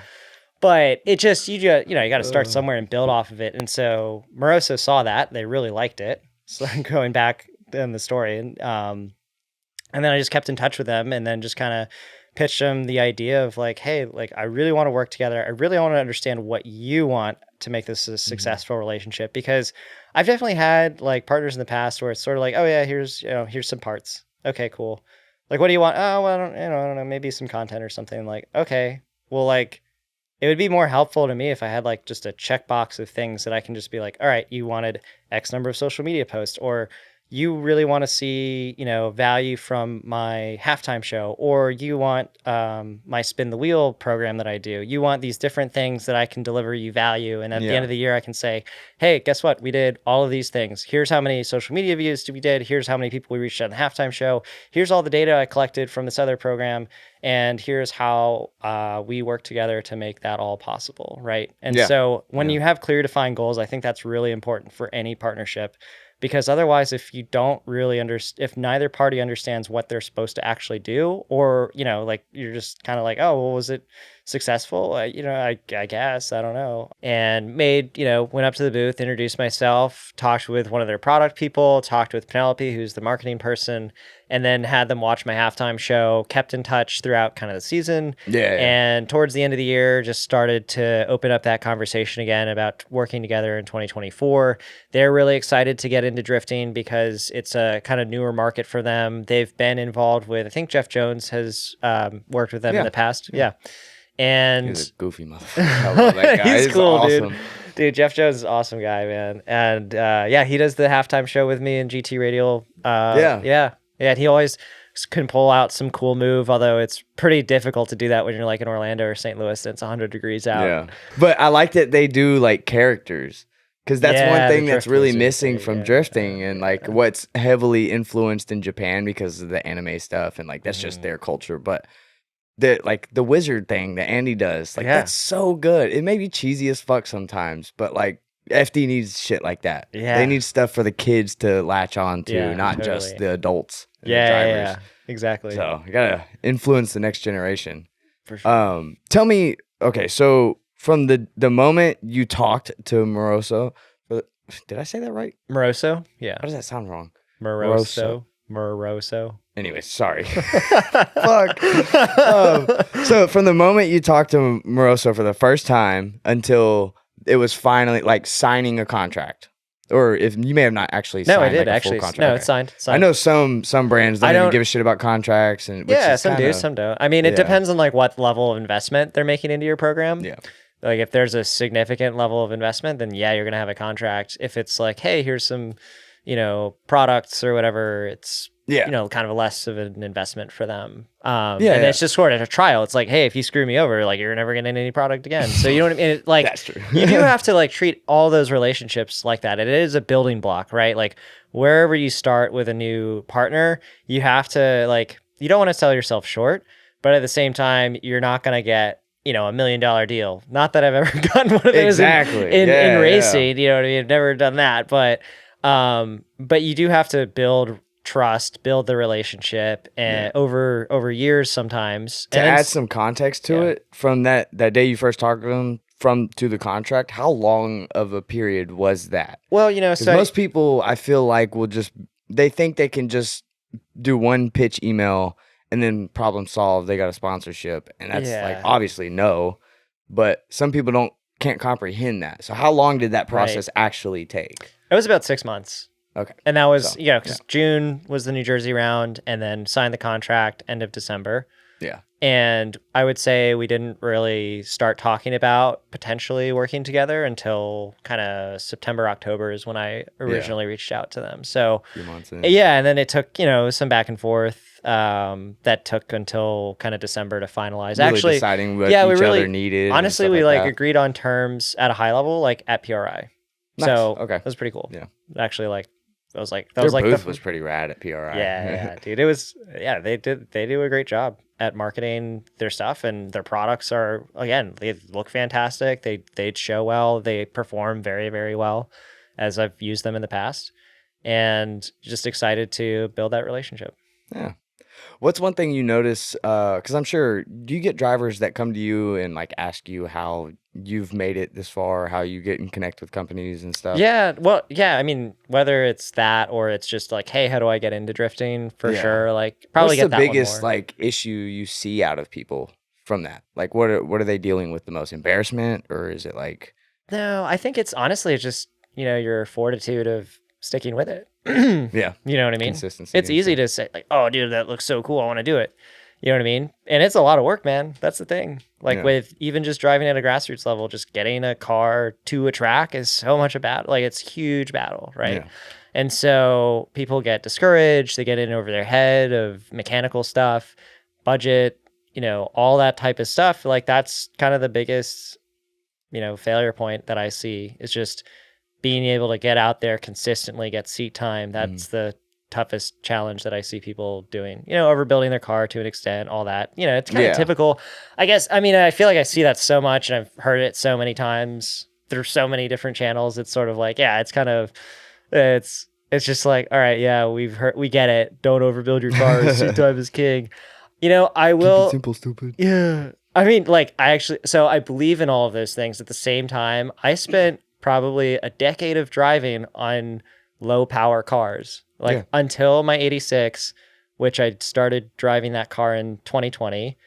And I was drifting from 2010 to 2010 to 2020. Yeah, literally 10 Yeah. years of the highest horsepower I had ever had was a stock 1J S14, which I still have that car, but that was the highest amount Now, of a lot horsepower of I ever that had. came with the time frame that you started drifting too. There wasn't as enough aftermarket backing to be People able to had make 1J the swaps, car. LS swaps back in 2010. Well, yeah, but I mean yeah. like suspension geometry and stuff like that wasn't Right. quite No, like no. I had like tie rod pristine. spacers Yeah, on my yeah. E30. That was my So angle like kit. there was more of inclination to keep it lower horsepower. Do you think you still would have followed that same approach in today's time frame with how much backing and how many parts and stuff are made for every car? It wasn't the backing that was the issue. It was just my personal finances didn't have any.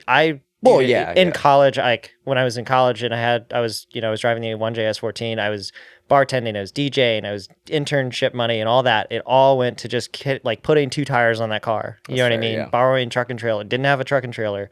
Was borrowing all that stuff.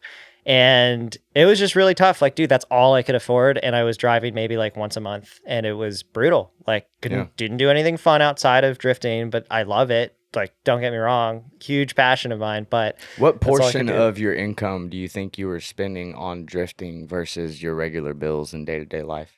Well, wait, sorry, today or back then? Back then. Oh, well, Sorry. all right. I know today's probably crazy, but Yeah, well, I mean, back then I was living at home, wasn't paying for anything really to sustain myself, I guess. Well, I mean, I guess food, but like a majority of my bills were covered by my parents at the time. I was a lot like of the viewers 18, out there are going to be in 19, the 20. same scenario. So I was literally just funneling probably 99% of my income to drifting. As long as I had a peanut butter sandwich to eat every day, I was good. I mean, my parents were definitely feeding me, you know what I mean? So, but again, this was when I was like 18, 19, 20. Yeah, you know what I mean? And I'm 29 right now. So yeah, it's a little different. Now I live on my own. I have a rent I have to pay and pay all my bills and drifting. So it's different. Like I don't live, The only reason I bring that up is to show people a lot of what we give up just to do this. Oh yeah. So, cause like a lot of, like you just said, it's easy to see it and be like, oh, I want to do that. But like, you're not even putting 2 and 2 together on what all it takes. So that's why this is so great. People get to fucking hear all of it. But no, dude, I mean, it's been like a very intentional plan. Once I was around 20 is when I decided I hate this lifestyle. Like I don't do anything fun outside of drifting, which I love, but dude, there is way more to life than drifting. Happy to say that. Like there are so many more interesting things to do besides just drifting. And it can just be super frustrating. Yeah, dude, I love snowboarding. I was snowboarding, skateboarding, surfing. I don't know, just fun trips with friends or going out and doing different stuff. Yeah. You know what I mean? And I was like, man, like this lifestyle kind of is really hard doing 3 or 4 different jobs to try to make it work. I'd rather just have a singular job that can cover everything I want to do with racing, but then also have like those fun experiences as well. That's how I ended up finding a career in finance because I wanted to do something in business. It was like, all right, what's the highest paying job I can make out of school?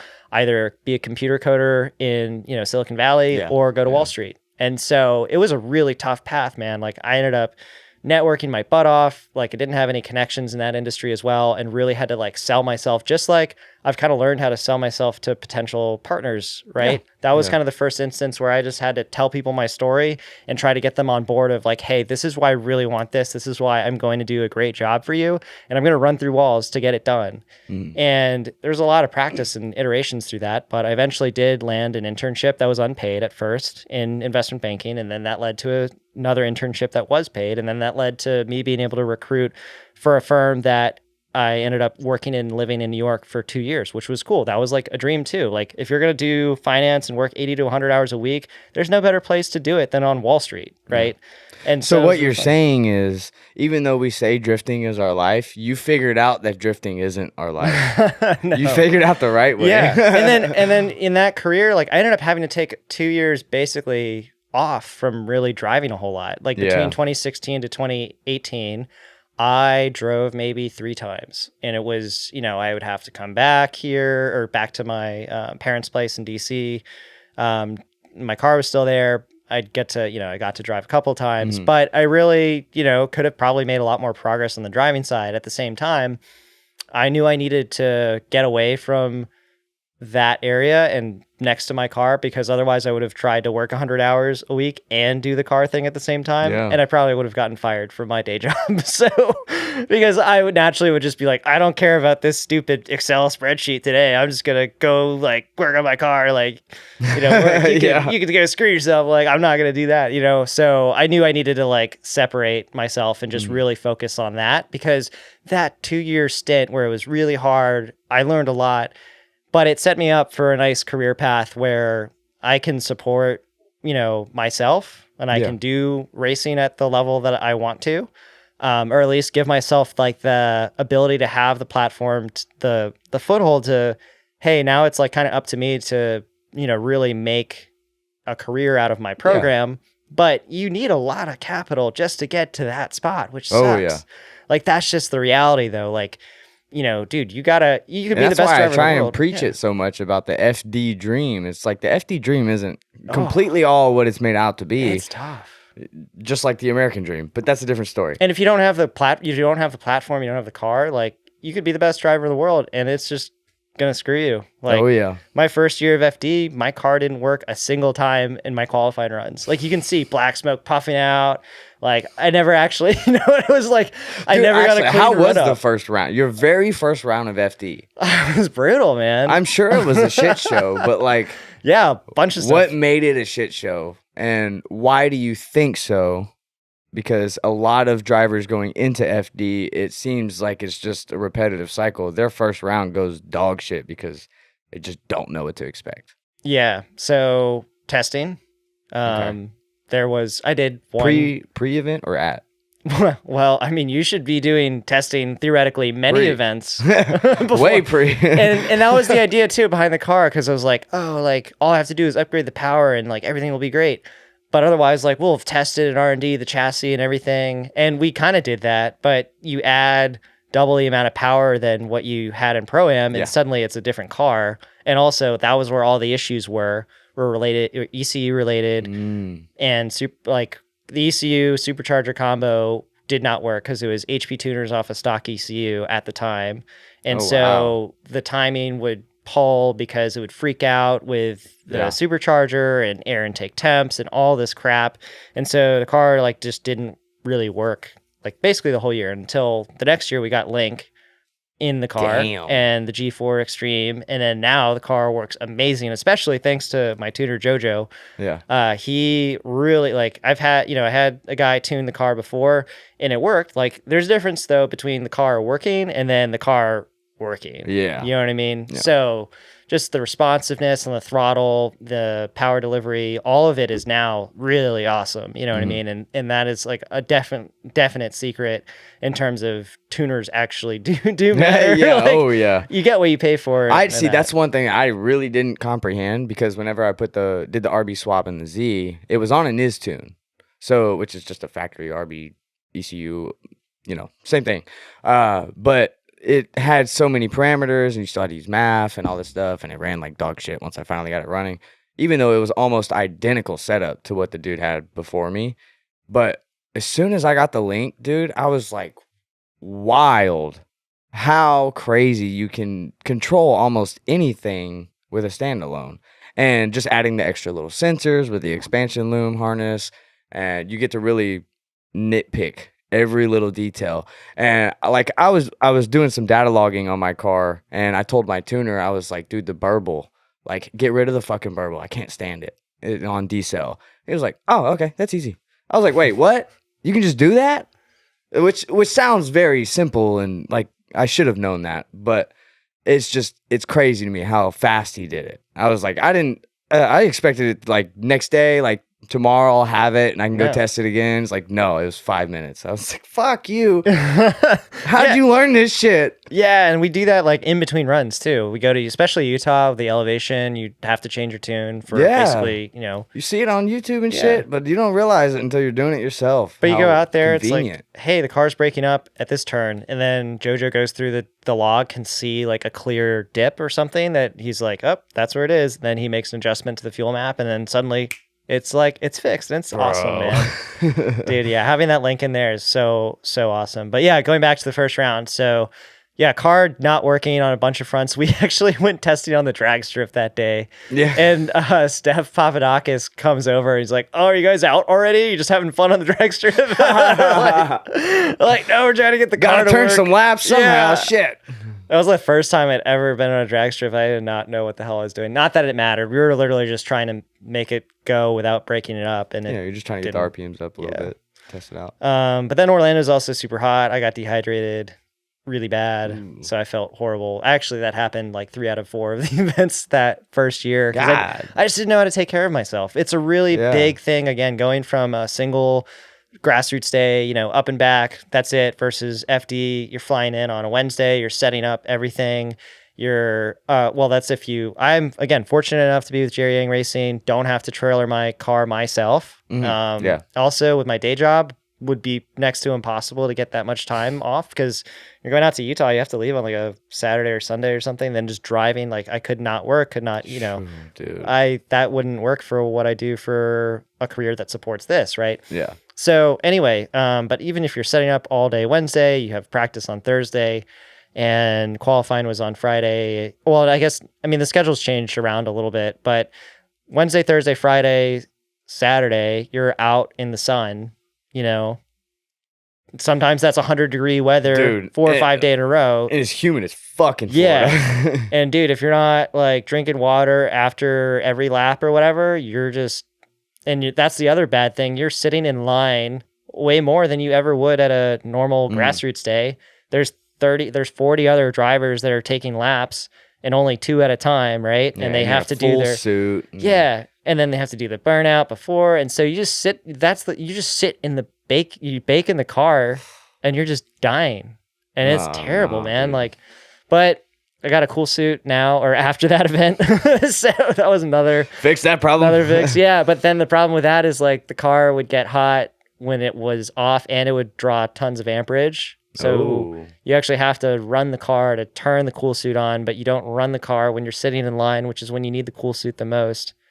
So it's kind of like, it feels good. God. Yeah. But at the same time, it's not like I can just turn it on, leave it on. It's like I bought all of this stuff to use it and put it in here. And then the most important times I can't even use it. Yeah, exactly. God. Well, I mean, and I have a chill. Why do you like FD? Because I'm a masochist at heart. We're psycho. That's why. Yeah. Oh my God. All right. Well, okay. So then going into your second season, what were a lot of the, not necessarily to the car, but major changes you had to make with the crew or with, pit side, housing, anything like that? So make things just go smooth. Yeah, so 2022, I joined Jerry Yang Racing, which was an awesome team to be a part of. So I was their spotter, and they took care of my transport, and they supplied, Jerry was my crew chief, and then I had my other kind of guys. I had replaced one person on my team from that previous year into the next year, and things definitely went a lot better. So what was the reasoning, if you want to share that? Yeah, no, I mean, basically the person that, was a part of the crew the first year, he's like, hey, I want to focus on my business. And so it was time to find a new person to fill that role. Oh, okay. So it wasn't like something that was hurting your program. It was a respectful departure. Yeah, exactly. Okay. And so I didn't know if there was something like that was clean up from something. Yeah, no. So then with Jerry, I was just kind of talking to my spotter, and I was like, who would make sense? And then, you kind of try to stay on like either people or people on the East Coast, because there's like some sort of connection there, you know what I mean? And then Jerry used to run Robbie Nishida's program. Robbie Nishida is really, really great friends with my spotter. They grew up together in Japan. Cool. They drifted. My spotter is part of Heyman, the drift team. His name's Charlie Tyson. He's like in one of those option videos from like forever ago. Yeah. I've known him since I was like 14. He's awesome, man. He and I go drive together all the time locally, and he spots for me, and he's obviously knows Robbie super, like they're really great friends, and Shinji Minoa and like all these other people. And so he was like, oh yeah, well maybe Jerry could be somebody that you reach out to. And so I reached out to him, and he was like, yeah, I could do that. So I was like, oh really? Well, I was like, the first person I reached out to. So this is easy. Lucky bastard. What the hell? I wish it worked like that. Yeah. And then originally it was just, it was just going to be, he was helping me out on my program, but then they needed a spotter for Kazuya. And that first year was really helpful to like learn. I'd never spotted for anybody before, but I'm just kind of an analytical person, and so I got to see all the tracks, learned how to really focus on what the pros are doing in terms of like how they're certain techniques at certain times of the track, etc., to learn how to drive those tracks, and also just understanding that level of driving really helped with my own driving. But yeah, I took a different approach. So when I'm at the spotter tower, I have like my laptop and an Excel spreadsheet, and I'm taking notes on, driver entries, typical mistakes, timing to try to What understand. have you found are some of the most important things or most useful things to the driver when you are spotting? Entry technique. If there's a weird slowdown, how that slowdown is happening, like what they're doing to the car. Are they letting off throttle way too early, or are they just throwing way more angle at it? And timing overall, which can get skewed if somebody misses all the zones and just is really narrow. They're really fast, obviously, but it at least gets us an idea of like, hey, we're in the ballpark of, we're close enough in the ballpark. We don't need to make any crazy changes. Or, hey, this guy's super, super slow. Like he's 3 seconds off pace, and there's one car out there that is like that. And so you're just like, all right, well, you kind of expect it at the same time because it's true for every single track that we go to. But, you just learn how to adapt the car to different competitors, right? Because sometimes you go up against fast people, slow people. Sometimes I'm just like, dude, you gotta like keep up with him on entry and you'll be okay. And sometimes he does it, and then sometimes he doesn't. And I'm like, I told you. I'm like, I told you what to do, man. Like, But it was honestly, it was really fun spotting for Kazuya. We got that win in St. Louis together a couple of years ago, which was really cool. And then we got a podium in Orlando, I think, this year. And so, yeah, I mean, working with Kazuya was really fun. That's crazy. What? That's gotta feel wild just to be around some of these big heavy hitter drivers. Have you gotten to drive with any of them? Yeah, I drove with Kazuya. That was with my Pro Spec tire and car with his car and testing. Shit! It was pretty fun. I was like, dang, I wish we were on the same tire though, because he just kind of pull away a little bit. Yeah, but I mean, 255 versus 295. Love GT Radial, great tire, but there's a difference between 255, 295. Massive really big difference, right? So that's what Scott was running last year on his the 295. Most times he ran the 295. Oh wow! Honestly, I've never even tried him. Not most of the most of the time it was obviously 265, 255 ish. Okay. And then he would run the 245 comps too. So, wait, but they were all GT radials. Oh wait, he ran the FD tire or just the 250, the Pro Spec tire, like the Pro. Well, he would do like Riversides and stuff like that. So he's not doing like Pro-Am or anything, so he can still kind of use what he wants. Oh, okay. I see. So he would use the 295s a lot. Oh, okay. Yeah, I can't even fit him on my car because it's not. We haven't cut away enough. Big Mustang fitment. He's good. Okay. yeah. I mean, you obviously can make them fit on the 86. You just have to chop off more of the rear because it's just so massive. Yeah. You know what I mean? So, and let's see, who have I've gotten to drive Chelsea to Nofo. Nice. Yeah, that was fun. Yeah. He had it was at E-Town. Pro car or? No, he was in his BMW blue car. It's turbo. Yeah. E36. Yeah, okay. And I've gotten to drive with Vaughn. No, that was sick. I put it on his door. Fucking right. Yeah, dude. Hell yeah. He at Hyperfest. Yeah, he borrowed Chelsea. Was like, hey, can we go? He's a huge mentor to me. I help him, give advice on the business related stuff when I can, and we've worked together in that capacity.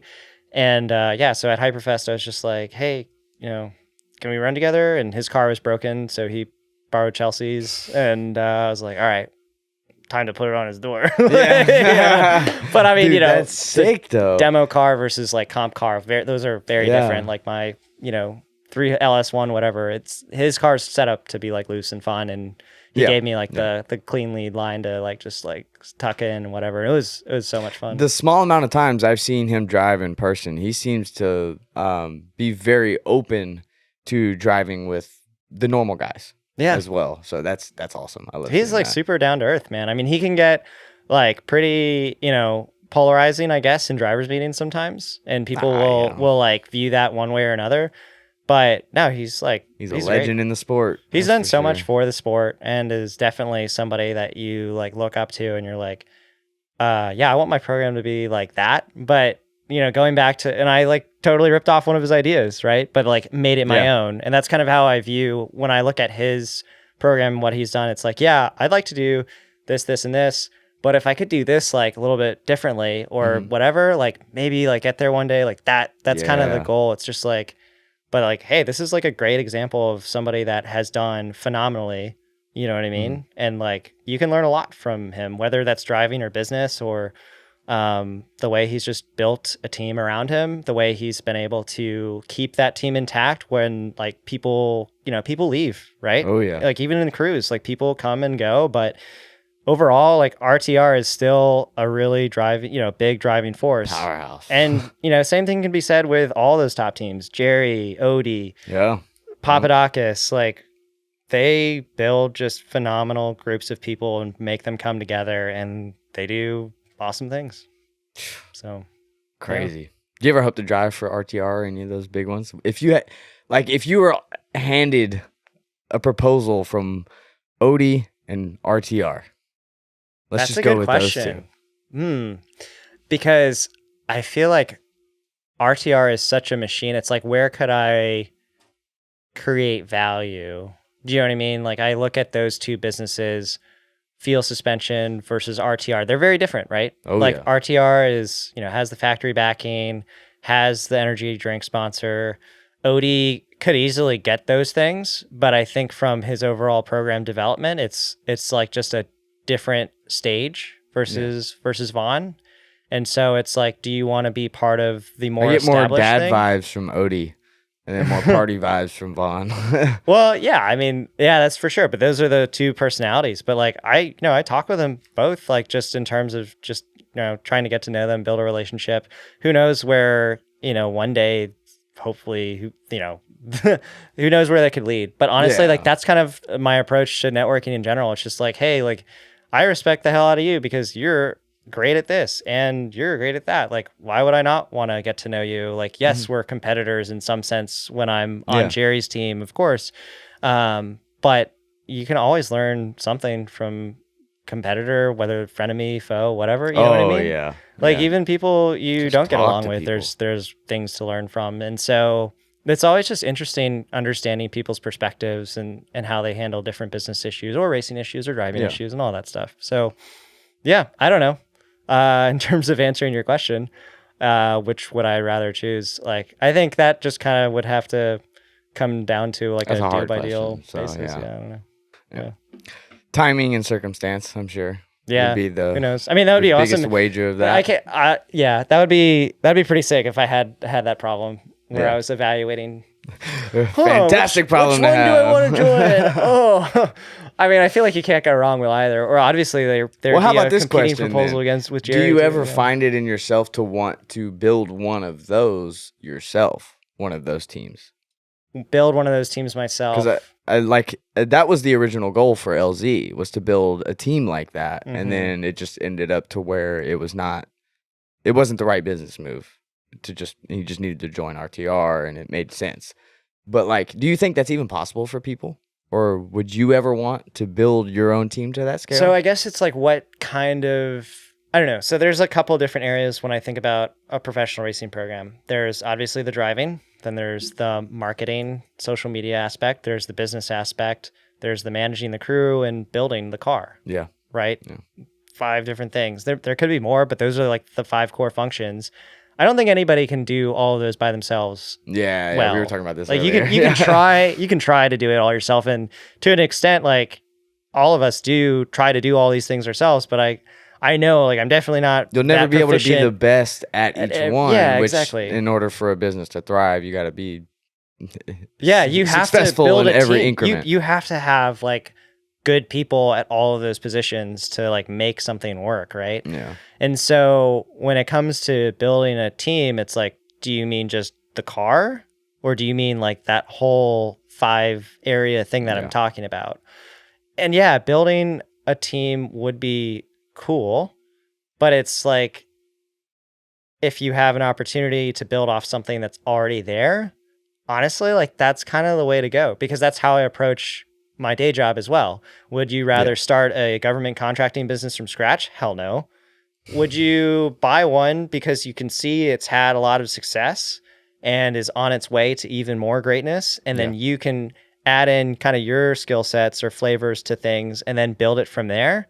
Yeah, that's like so much better. Do you know what I mean? Because you're going to get from like here to here a lot faster than it's going to take you from scratch to where something is currently.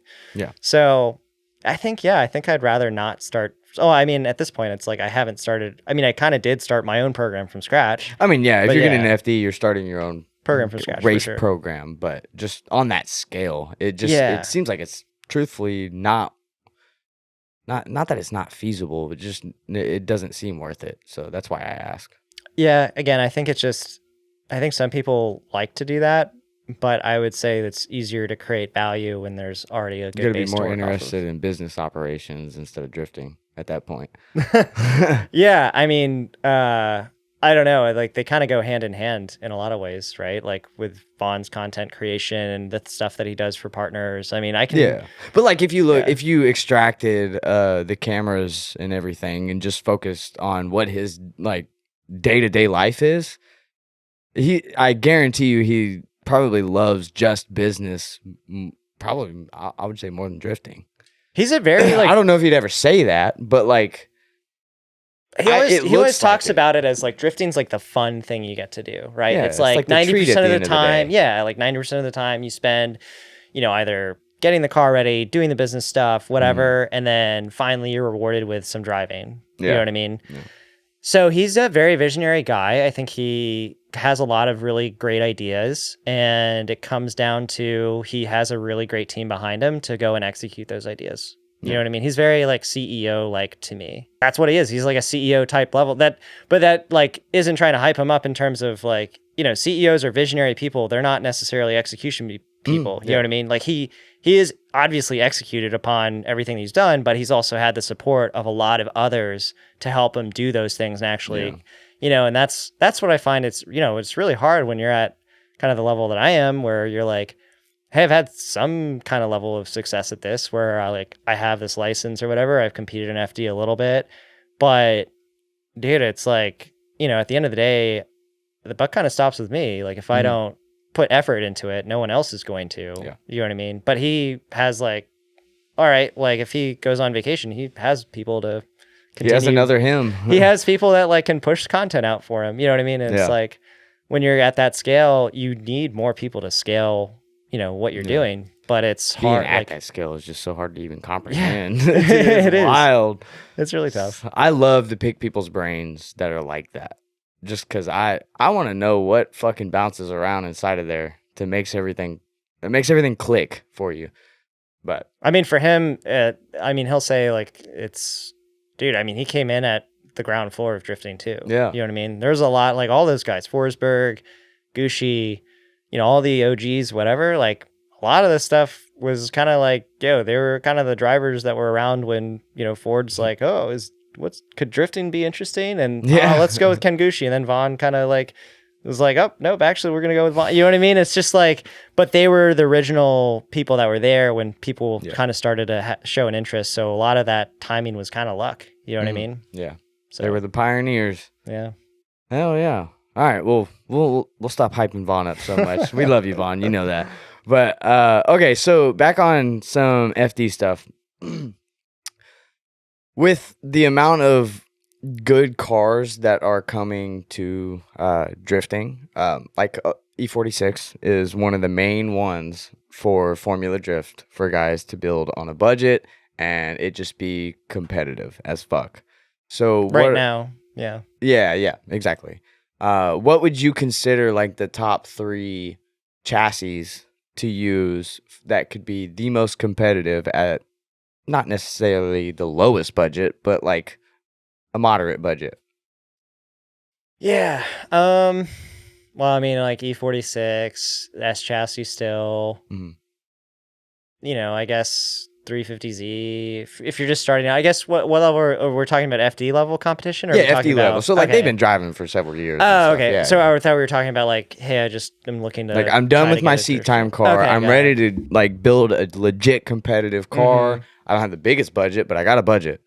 Yeah, I mean, That like 86, the FRS BRZ platform, like that's a decent one. I know people have lots of issues with it, but it's proven to be a competitive chassis. You know what I mean? You just have to set it up right. Is it going to be the most competitive chassis, like chassis to chassis comparison? No, but Yeah. it's still, do people make parts for it? Yes. Like, can you buy an angle kit? Can you buy rear suspension arm kit? Yeah, like all that stuff is there. Yeah. Like if you can buy stuff and then throw it on the car, like if you can buy the Wisefab, the Fortunato, the et cetera, et cetera, et cetera, right, and throw it on the car and make it competitive, then like that's a pretty good chassis to go with, right? I mean, you know what I mean? Versus if you're trying to create all these things from scratch, like that's a terrible chassis to go with. That's I guess how I view it. And then obviously that's probably tier 1. Then tier 2 is, okay, so yeah, you can get a bunch of angle kit stuff for the 86, but you can also do that for an E46. And then it's like, well, which one's the more competitive chassis? No one's going to argue that the E46 is obviously the more competitive chassis out of the box. But yeah, I mean, I don't know. I think in the end, people get wrapped up too much on choosing one versus just actually choosing one and going for it. You know what I mean? Oh yeah. And like, I think this looks da da da. Like, I don't care what it looks like. You're behind the wheel, dude. Just drive. Just drive it. Dude, just drive it. Like, I'll preach that every day. Focus on your car. Make it look good. I mean, but make it at look that good. level, Yeah, it's but like, okay, you still kind of have has to look good. You know, like it can't look like a pile of crap, right? And so you're gonna make any car you like look decent, right? You know what I mean? And any car looks pretty decent. You know what I mean? So, again, it's just like, all right, just pick something and go for it, and then you're gonna learn like how to set that chassis up, how to make it better or worse. You know what I mean? So, I don't know. I think you just really actually have to focus on the driving aspect rather than, oh, what chassis should I pick? You know what I mean? Yeah. That's fair. I just know a lot of people are gonna they're gonna end up building a whole separate car anyway. So if but why? you're going like into, if you're going from, I mean, I'm right there with you. If you're going for like that seems stupid. Like, oh, I spent all this time getting my license or doing grassroots stuff, and now I'm gonna throw all that stuff away that I learned knowledge wise, and then go with a completely different thing. Like, unless you have a really great team behind you that has done it before with that chassis, or multiple chassis. Or whatever. If you have somebody knowledgeable, then sure, go for it. But if you're just kind of doing it by yourself and you don't really know what you're doing, like, come on. Unless you've actually been a part of an FD team, you don't really know what you're doing until you've like gotten to that level. Do you know what I mean? And so that's why if you can surround yourself with really great people, like I did with Jerry, like he has a lot of experience with multiple drivers, multiple chassis, in FD at the Pro 1 level. There's a lot of knowledge there, and that I've learned a lot. You know what I mean? So that's that's like the biggest asset I think you can do is to try to get somebody on board that's been a part of an FD team or has run an FD team if you're trying to do that. You know what I mean? Yeah. Now, what if someone is going, they finally got their Pro-Am license or their Pro Spec license, sorry. They just came out of Pro-Am and they still want to keep, wouldn't you want to still keep some type of seat time car going dude, that's the biggest mistake. That's the biggest so mistake, like what if in that instance you have your car that you've been competing in, but it's not quite to the level of Pro Spec where you need it to be, or there's some adjustments for tech that you got to make or whatever the circumstance is. And you're like, well, I could either build the entire new car to the exact spec that I want and it needs to be, and more of what I've been wanting this entire time, and then just make this a seat time car? Or would you say just bite the bullet, upgrade the car you have to the Pro Spec level, and then maybe halfway through the season or getting into the season, buy a cheap seat time car? So I guess if I would just stick with the same platform. No, I would. Okay. So, okay, realistically, when you're going from Pro-Am to Pro Spec, you're pretty much going to have to tear down the car and start from scratch, regardless. Is that because of tech rules and stuff? Or you're going to have to do tech stuff. You're going to want to refresh I mean, you should you're probably going to go with a bigger motor or upgrade the motor in some shape or form. Yeah, that's what I mean. And like, so everything's getting stripped out. You know what I mean? So if you want to use like the same chassis or just keep that chassis, but keep it as a, seat time car, but then get the same chassis, just a new one, and then build that one. Like, I could see that working. Do you know what I mean? But you're just saying building like a whole different chassis and say, car like you have an E40, E40, like you had an E4, let's just say you went with an 86 and you got your license in an 86 and you wanted to keep that car for your seat time car, but I would also build an 86 then for post-spec. I wouldn't go and try to do a BMW. Maybe you could, because it's like a lot of stuff is off the shelf, but at the same time, the setup is really important. Yeah. The first time I put WiseFab on my 86, I was like, dude, this sucks. Like, I was like, this isn't set up right. Like, oh my God, I have like no traction. I just have crab walk, no self steer, like all this stuff. I was like, dang, I just spent a lot of money on this. This is bad. And then I set it up properly and I'm like, this is great. You know what I mean? So I've got everything really eyeballed matters right now on my FDF kit. And I know that's my exact feeling this weekend that I'm going to get. It's like, fuck, there's no self steer. Like I gotta find the right adjustment for this chassis. Exactly. Dude, you gotta be a pain. It has, you have to set it up correctly. Otherwise you can have the nicest parts on there, but completely wrong. And then it's just, you might as well just have let your money on fire at that point. But I mean, the good thing is you can rectify that. You just have to make the adjustments. You know what I mean? Oh yeah.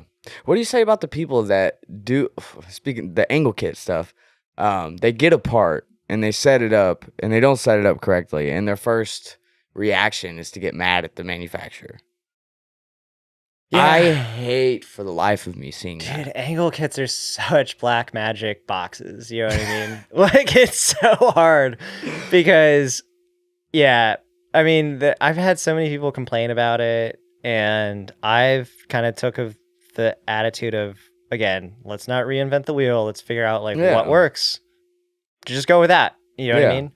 But then sometimes you like buy something that a pro driver is marketing as like, oh, this is what I use. And then I've heard this from other people. Like they call up the manufacturer. They're like, hey, what the hell? Like none of this is working. And then I looked at this video and actually like, this looks way different than what you're selling. And then they're like, oh yeah, don't even worry about, that's like this guy's special setup or whatever. And you're like, well, then how what the fuck? I bought this so I could, because this guy was doing it and he's a great driver, and then but then I get basically something different. Yeah, a diluted version of it. What? Come on. You're like, what? And so I mean, I don't know. In a circumstance like that, you just have to understand that you're buying, when you're buying an angle kit, like you got to start with the manufacturer's guidelines as, a base setup. It's just like a base tune for an ECU. Like, understand there's still work to be done. Right. And that's the part that I don't think people click on. Like Link will give you a base map to make sure your engine turns on, right? But you can't just use that base map to like... Don't go driving, bitch. Yeah. What the hell's wrong with you? Yeah, don't expect to, all right, cool, loaded the base map, ready for competition right now. You know what I mean? It's like, no, you got to actually how many emails they get a week on that. Hopefully people aren't that. I'm sure there's people out there that dumb. Maybe actually, not no, that's maybe fair. not every week. I've heard people that are like, yeah, I just loaded the base map on my, Power FC thing or whatever. You know, they're just like, oh, I just send it. It's like, well, good thing you haven't blown up the motor. Or maybe that's why. Glad you paid me first. Shit. So yeah, I mean, angle kits are just one of those things where you have to take the time and really like dial in the setup before you go and do any real competition level driving or anything like that. Oh yeah. Okay. Well, I guess let's jump on for the future for you. What are you kind of looking for going into this next season? Yeah, no, that's a great question. So I've been spending a lot of time on the simulator, something that I got kind of middle of last year. And that is how I'm prepping for this upcoming season. So what have you learned the most from the sim? Real quick. FD Atlanta was a great example.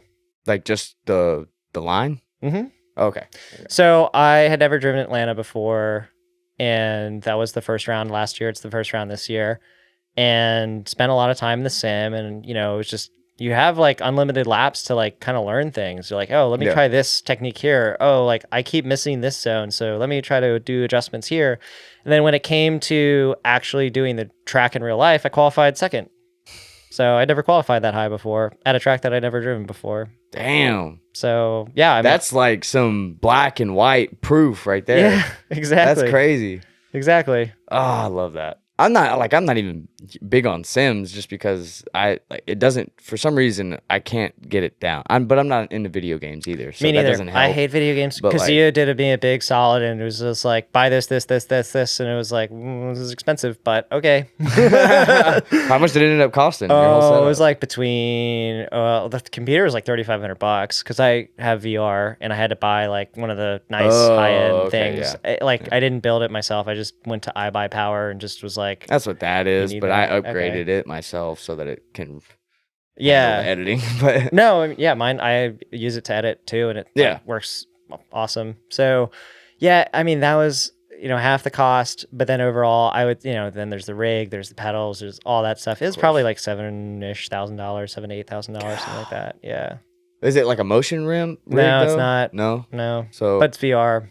VR. okay. Well, with do you that, have like wind and like fans on you or anything no, I just to kind of? I honestly don't. I do it for maybe like hour and a half at a time. Oh, it wouldn't even be worth it then. Yeah. No, because I've heard people do it for like 5 or 6 hours, but I would lose my shit. I got How stuff do you to have do that with much it. time? I in know. the Yeah, day? I'm like, what? Nah, no, this isn't. Yeah, and then Dude, I struggle to scrape 30 minutes out of my day to make a phone call. Sometimes like that's crazy. Yeah, exactly. So no, that's like not really for me, but some people I know do it for long periods of time. But so yeah, but I love the simulator. I think it's a really, really helpful tool, and I've learned a lot out of it. And so I have weak spots. Utah has been consistently for the past 2 years like the weakest track in my schedule. A lot of people struggle on that. It's one. hard. It looks tough. It's really hard. And then they kind of changed the course around, a week or two before. So then my sim time kind of went to waste because I had practiced the old layout. But then, there was other stuff that was a factor. And so I just need more. That's my weakest track, and I just need to do a lot better on it. And so I think I've gotten it. Like I've definitely learned some things in the past couple of weeks on the sim that I'm like, okay, this is what I did wrong, or it just clicks. You know what I mean? Like you're just like, oh, let me just change the way I do this, and then I start consistently getting the line that I want. Do you know what I mean? Yeah. And so the same thing works in real life. And now that I know what I need to do differently compared to what I've driven in real life, it's like, okay, let me try it out next year. You know what I mean? Yeah. So I want to feel more prepared. I want more seat time in my pro spec car because I only get to. It lives in Atlanta with Jerry, so I only see it a couple times a year. But I think this year we need to do some more testing, some more events outside of just pro spec, so that I get continually more comfortable with it. And that's kind of the purpose of the Rx7. Like I had the stock 1JS14, but it's not really enough car to be anything close to the pro spec car. Yeah. Mm-hmm. So Rx7 has more power. It is very in between the S14 and the pro spec car, but more similar to the pro spec car. So continuing to drive that, going to do Hyperfest, Gamblers, 235 class in that RX7, Sick. Doing obviously Pro Spec and the 86. And I usually hit, like 20 plus events per year, at least. Those are So big events too. yeah. So yeah. That's sick. Well, I mean, there's 4 Pro Spec events. There's Hyperfest, trying to do Grid Life, a couple of Grid Lifes this year.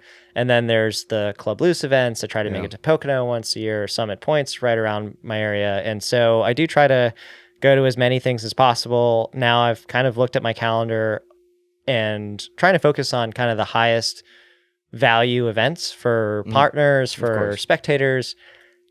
A couple years ago, I was just kind of doing anything I can go to a track this weekend, like every weekend, let's do it. And then it would be, I kind of got burnt out by the time August, September rolls around because you're just like, this is too much. Oh, do you know yeah. what I mean? Yeah. So yeah, last Never year, too much driving. No, It's too it's much just other consuming stuff. your wallet. Well, no, there's that, but then there's getting the cars ready for the next event. Then The prep there's work then and there's all the that day shit. job stuff that comes. It's just it gets to be just a lot on your mental, stuff. So Yeah. you're just like, all right, like let me just focus on the things that I think will be the most value for me in terms of not just spectators, but also like what kind of quality drivers are showing up to these events? Am I going to learn anything by driving with these people? Because I want to drive with people that are comfortable with tandeming, that are going to, throw down a great lead, consistent run for me to follow. And then when I lead, I'll do the same. You know what I mean? Yeah. But if there are people, the only people that are showing up to the events like can barely tandem, don't want to tandem, are too afraid or whatever, or spin out all the time, then I'm like, like I can't just do solo laps here. Like this isn't fun. You know what I mean? I mean, solo laps can be fun, but not all day, Yeah, no. Like, no. Yeah. Honestly, no. Yeah. It got to because I haven't driven in like 3 years just from building the car and being broke. But like, that's what the point that I got to was just, especially just doing fun events. That's all I did. So you'd go out, do 1 or 2 single laps, and then it's just tandem all day. And that feeling was why, is because you do a couple single laps and it's like, okay, well, I've ran the same line exactly the same 2-3 times over. Now what? Exactly. I have nothing to challenge my brain anymore. Exactly. So, and that's something that's I absolutely need in my life. I have to be able to challenge myself. That's why competition driving's so much fun. That's why fun tandem driving. 3-4 car tandem, bro. You got way more to think about. Oh my god, way more challenges. Such a disaster though. Like I was in one recently where I was just like, oh, I don't know about this, and I was like, I'm just gonna hang back and see what happens. And then I was like, well, we're entering this turn way slower than I would be, so I don't know. And then yeah, sure enough, we get to the top of the hill. 2 guys spin out and collide into each other. I was like last, so 2 guys kind of hit each other. Then the car right in front of me. Yeah, you gotta trust who you're going with now. Yeah, I know. Car in front of me, like I guess the car in front of me thought I was just on his ass or something, and he like didn't even. He just like went flying into the wall, and I was like, oh, and I just kind of like had backed off, and I knew I was like, I'm just not confident that this is gonna go well, and then I mean, so, but anyway, other stuff that's coming up this year.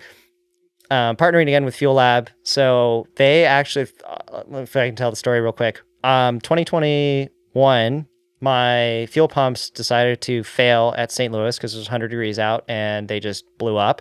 Yeah. And was going to be screwed. But guess what? Fuel Lab is actually like 20 minutes away from the track. So asked Derek Madison for some help and he sent me towards them and they gave me some fuel pumps to get my car running. And then ever since I've run their fuel system components. So continuing to work with them, which I'm super happy about. I have their QSST in my fuel tank now, and that's a new thing that they released last year.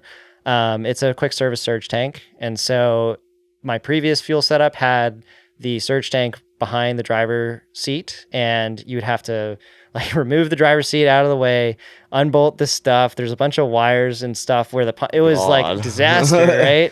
And so with this QSST, it's now in the fuel cell area. And so all you have to do is pop off the bolts and then the pumps come out and there we go. And then we might be converting to their new single fuel pump that can support, I think like 1100 horsepower or something like that. Yeah. Right now we have 2 fuel pumps that support the fuel system, but we might convert to their single one, which is just a new product that just got released. So that's really exciting. But yeah, so I have your fuel pumps, a fuel filter as well. So when the fuel pumps, my original fuel pumps failed, they shot their insides into my engine and wiped out my injectors. So dude, that's one thing that I didn't really understand. Like I knew like fuel pumps go out, obviously. That happens commonly. But aftermarket, stuff like that, whenever I was talking to Tanner at PRI, that's when I really realized it, because it's a consumable product at that point, in your point of racing, like in Formula Drift, stuff like that. That's you got to have that right next to your oil. Like, I have to have this at every event because at some point this shit's just gonna fail, and you already know it. But having not your extra fuel system, sorry, not fuel lab. No, not fuel lab, but like whoever I used before, I think it was Walbro or something. I forget what it was, but. Yeah, like to your point, like it was something I learned as well. Like I was like, oh, fuel filter, like it's just it's the thing at the bottom of the fuel pump, like the little sock. And it's like, no, that's not it. like you need a fuel filter between your injectors and the line that goes out of your fuel cell or fuel tank, whatever feed. You have. But yeah, your feed, because otherwise like, yeah, you wipe out your injectors. It's like a $1,500 part if you were talking about injectors for a built motor. Do you know what I mean? Yeah, E85 capable shit. Yeah. Like E85 capable adds like $300 alone. Yeah. It's like fucking A. That's why I run 93 this year. Well, yeah. I'm like, I'd probably blow up my motor if I didn't use my Ignite Red. Yeah. Like, yeah. But I'm all factory internals, JDM Magic. We're good, but just stick with the 93 for now. I mean, I run 93 in my FD-Rx7 though. So. Oh, really? Yeah. Oh, okay. Because it's just an LS1 with a cam and then LS3 intake manifold, and that's it. Damn. Yeah. Okay, hell yeah. Yeah.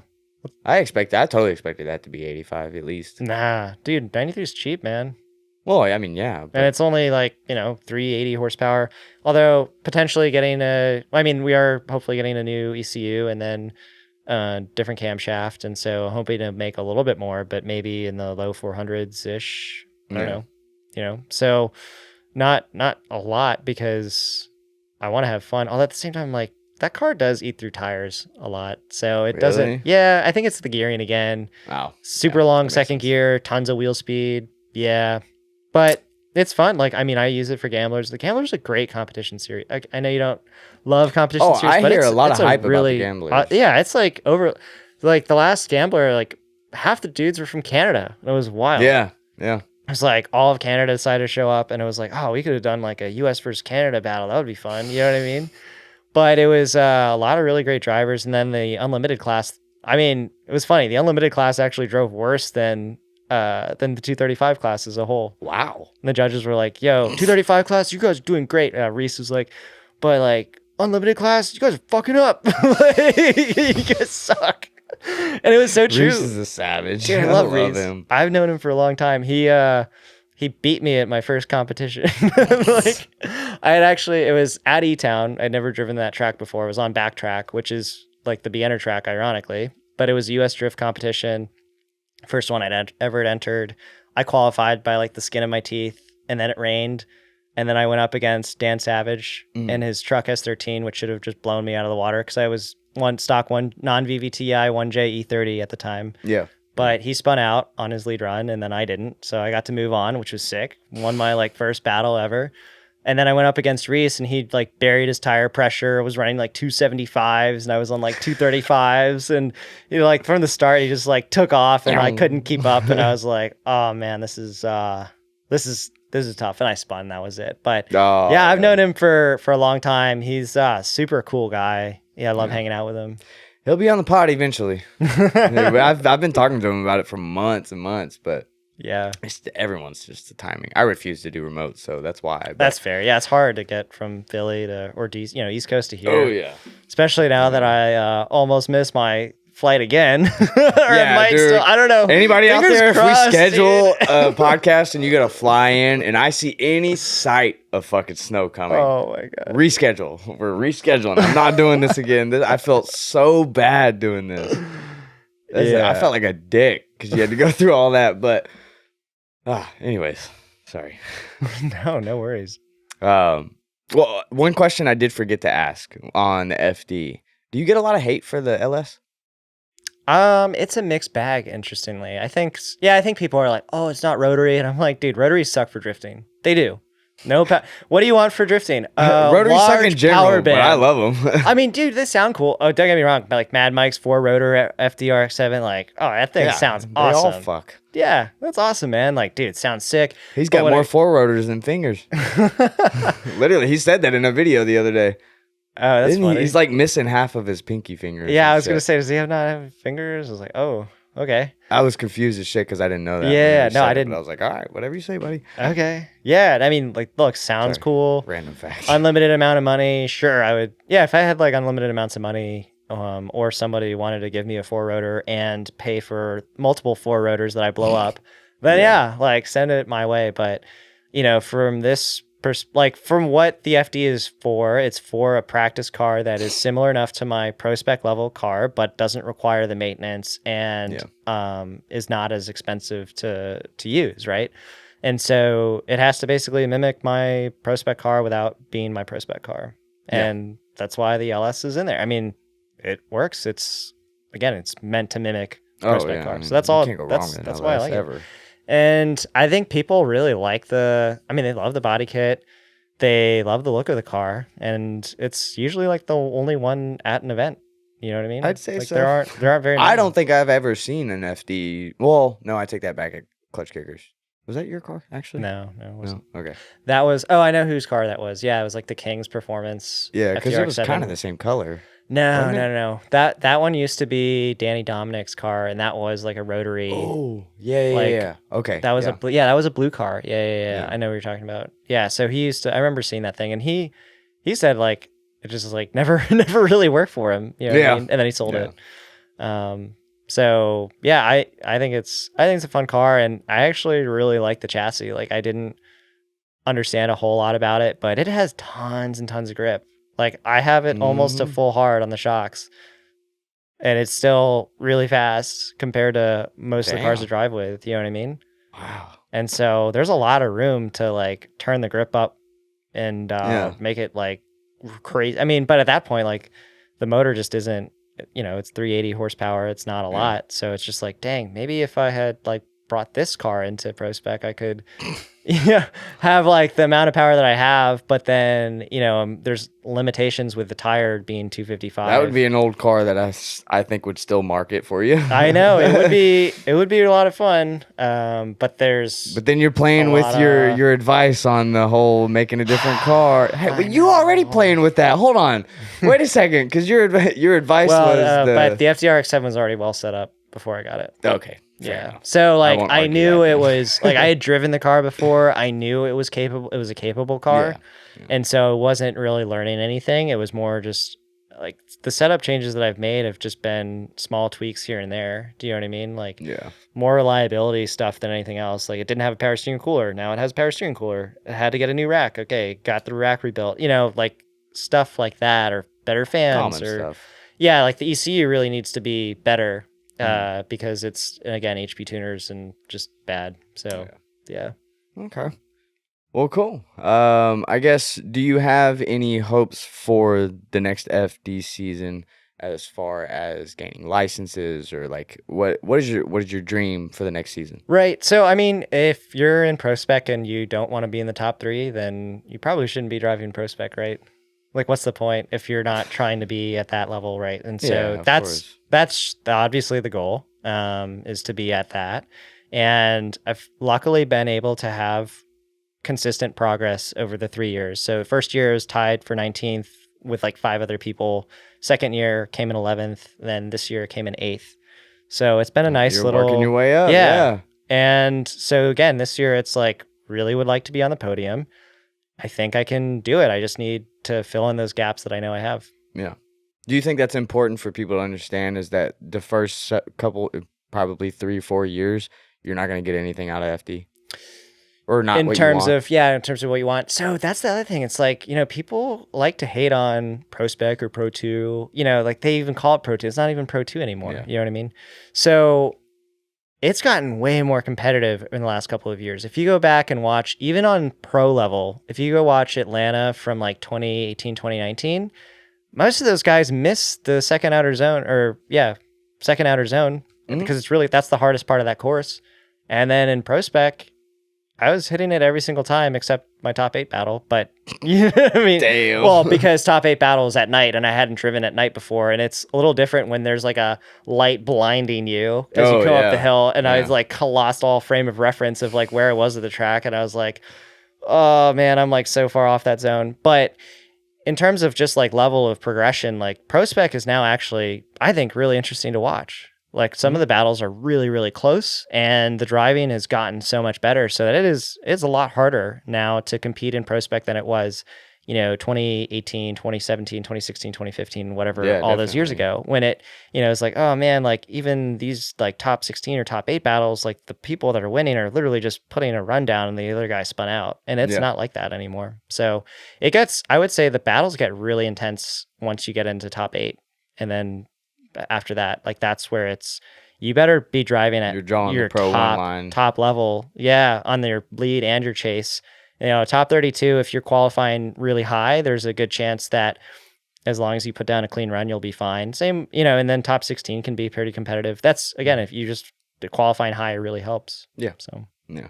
So if you do get your license this year for Pro 1, do you think you will go into Pro 1 next year? Or not next year, but the year after? 2025. Yeah, that would be honestly ideal, but it would also have to come down to a few factors like Sponsor and like what kind of the partners are on normal board, stuff. where my program is and its level of maturity, and If what type of you risk. excluded all of that and just brought it down to you yourself, your driving skill, your confidence, do you think you would do it? Yeah, if I got at least a couple of podiums this year and felt my driving had progressed to the level where I know I'll be competitive at the pro level with the right car and etc., then yeah, I would love to be in pro. And I guess technically, like a couple years ago, it used to be top 8 would get pro licenses in pro spec, and I guess I did finish top 8, but I don't think my skill level's there yet. Yeah. Do you know what I mean? So, and I don't want to make that jump. And I know they changed the rules, so now it's only top 3. But I feel like if I really wanted to, I probably could have petitioned. But it's like, no, I don't want to. I need to spend another year and really make sure that I'm at the top level of competition in pro spec. Best preparation possible. Yeah, in order to be at pro, because like you don't want to, like no one wants to go into pro and just get blasted. Either don't qualify or barely qualify and then lose immediately. That's like worst case scenario. And even saying this like now, I'm like, even if I do all that prep, I'm not going to be 100% confident that I'll end up with a perfect result. But I think I'm going to put myself in the best position to have the best result by, again, doing things like the simulator, seat time, testing, you have to like build out a roadmap to success if you want success. You know what I mean? It can't just, nothing's just doesn't magic. just fall in your lap. No, you can't just go into any level of I say it all the competition time. like, You do something God damn, I can't talk. You do something good enough for long enough, it's bound to succeed. Yep. And then sometimes there are setbacks. I've definitely experienced setbacks in my professional career, my racing career. And then you just have to reevaluate, understand what you did wrong, what could have gone better, and how to fix things to make sure that they improve on kind of the next go round. You know what I mean? Yeah. So sweet. Yeah. Well, that's some good advice for y'all if y'all are trying to go into FD. This whole fucking podcast. Dude, I mean, like, I love driving for fun too. Like, I mean, like, dude, your business mindset Loose, behind it though sheds a lot of value on the topic. So that's what I mean. But all right, well, ever since 2024 started, I have been doing this extra question at the end of the podcast. So basically, you start off with a bone stock version of the car that you already have. In this case, we'll go with the 86 because that's more common than the FD. Okay. So you have a bone stock version. You have tires for your first event, but you have $4,000 to spend. What parts are you going to prioritize on Enjuku's website, for example? Yeah, so I would buy Fortunato coilovers and Sawbelt racing seat, and that's for my first event ever, right? Yeah. So honestly, just those two things, and then honestly, I guess what's the deal with stock 86 diffs? Like they're theoretically an LSD. Are they decent LSD? I'm not even sure. I don't really remember. I've had a quick change in that thing since like I drove it on the street for like a month, but like not. Let's just say it's let's just say like LSD. Let's just say you get and let's say diff seat, coilovers. That's it. That'd be about 35 for, right? Yeah, so I think that's about right at the number. I'd say because like coilovers probably $1,500, another $1,000 for a seat, maybe like over cushion, maybe for brackets and all that stuff too. So that's 2,500 diff might be another $1,000, 3,500, then $500 for buffer, right? Yeah. Or if you have $500 left over, I would just use it for entry fees. No, entry fees for the next. Oh, that's a good point. Yeah, I forgot. You need probably extra wheels or an impact. Well, now we're talking like that assumes we have tools. Well, yeah, sorry. Yeah, I was like, ventured off on that one. Yeah, just car. Probably some Koenig wheels, maybe some hexaforms, which are what I use. Kansei guys around here. Yeah. No, Koenigs are great too. I'm just Yeah, no, it's all Making good. jokes. I mean, I'm Team Koenig over I'm here, so. But honestly, I would probably just. Oh, I guess you have to. I was like, I guess you can't buy more entry fees on Enjuku's website, so I can't just. I can't just cop out like, oh, actually, you should just buy more seat time. You know, it's like seat time is king, but at the same time, dude, if I could have driven a little bit better, Let's just of a say car harness bar and a while harnesses. ago. Then that's probably about your $500. Oh, yeah, okay, that's a good point. Yeah, that'd be a good one, I Yeah. think. That's a good point. But, sweet. All right. Well, if you're building an 86, there you go. That's the ones you should prioritize. And then I guess we'll go with your best piece of advice for just anyone getting into drifting, like purely. Yeah, make sure your life is set up for it. Do you have the finances to actually pursue this hobby? Because if not, you're going to frustrate yourself and it's going to hinder your progression. Oh, yeah. Burn yourself out. Yeah. That was probably the best, quickest advice you guys have ever gotten. As simple as that was. Well, hell yeah. And then let's get. I added this one too, but your one message to just the world in general. If you could speak to the entire world, what would it be? That's a great one. I would just say if there's a goal that you really want to pursue, do it. It's going to take a lot of work, and that's just the nature of it. But if you really want something bad enough, then just keep working at it. And sometimes it takes deviations from that path that you think you're on. For me, it did, but it generally has worked out. And I'm just super grateful that I've had lots of great people behind me in my corner, whether that's been Jerry Yang, Russo, media guy, people like Reese and Dan Savage and Yoshi, Fuel Lab, Moroso, Fortunato, Koenig, and Canon Filters. I mean, I've just had some really, really great, awesome people, Clutch Masters, and yeah, like you just have to build those relationships, and it's a, it's a partnership. I don't really like using the word sponsor as much, but whether that's in your professional life, your personal life, romantic life, I mean, it's all based around people and partnership first. Yep. Communication and relationships. That's awesome. Hell yeah, dude. I really appreciate that. Well, I would ask you to plug yourself or your people, but you kind of just did that too. So that worked out great. Is there anyone you missed? Yeah, Or I you think throw your Instagram in, anything like that? Let's see, who did I? Oh, obviously GT Radial, dude. GT Radial's the man. Mike Damn, Meme. just that Yeah, one. yeah, Mike Meme. Yeah, I mean, there's others that I want to plug, but we gotta get some deals done. You know what I mean? Like, Yep. who's I'm talking to. Oh yeah, I know that. So yeah. All right, well, cool. I guess finish those deals with them if you're watching. Shit. And if you're wanting any media coverage, come to me. That's what I do. But as always, that's all we got for this one.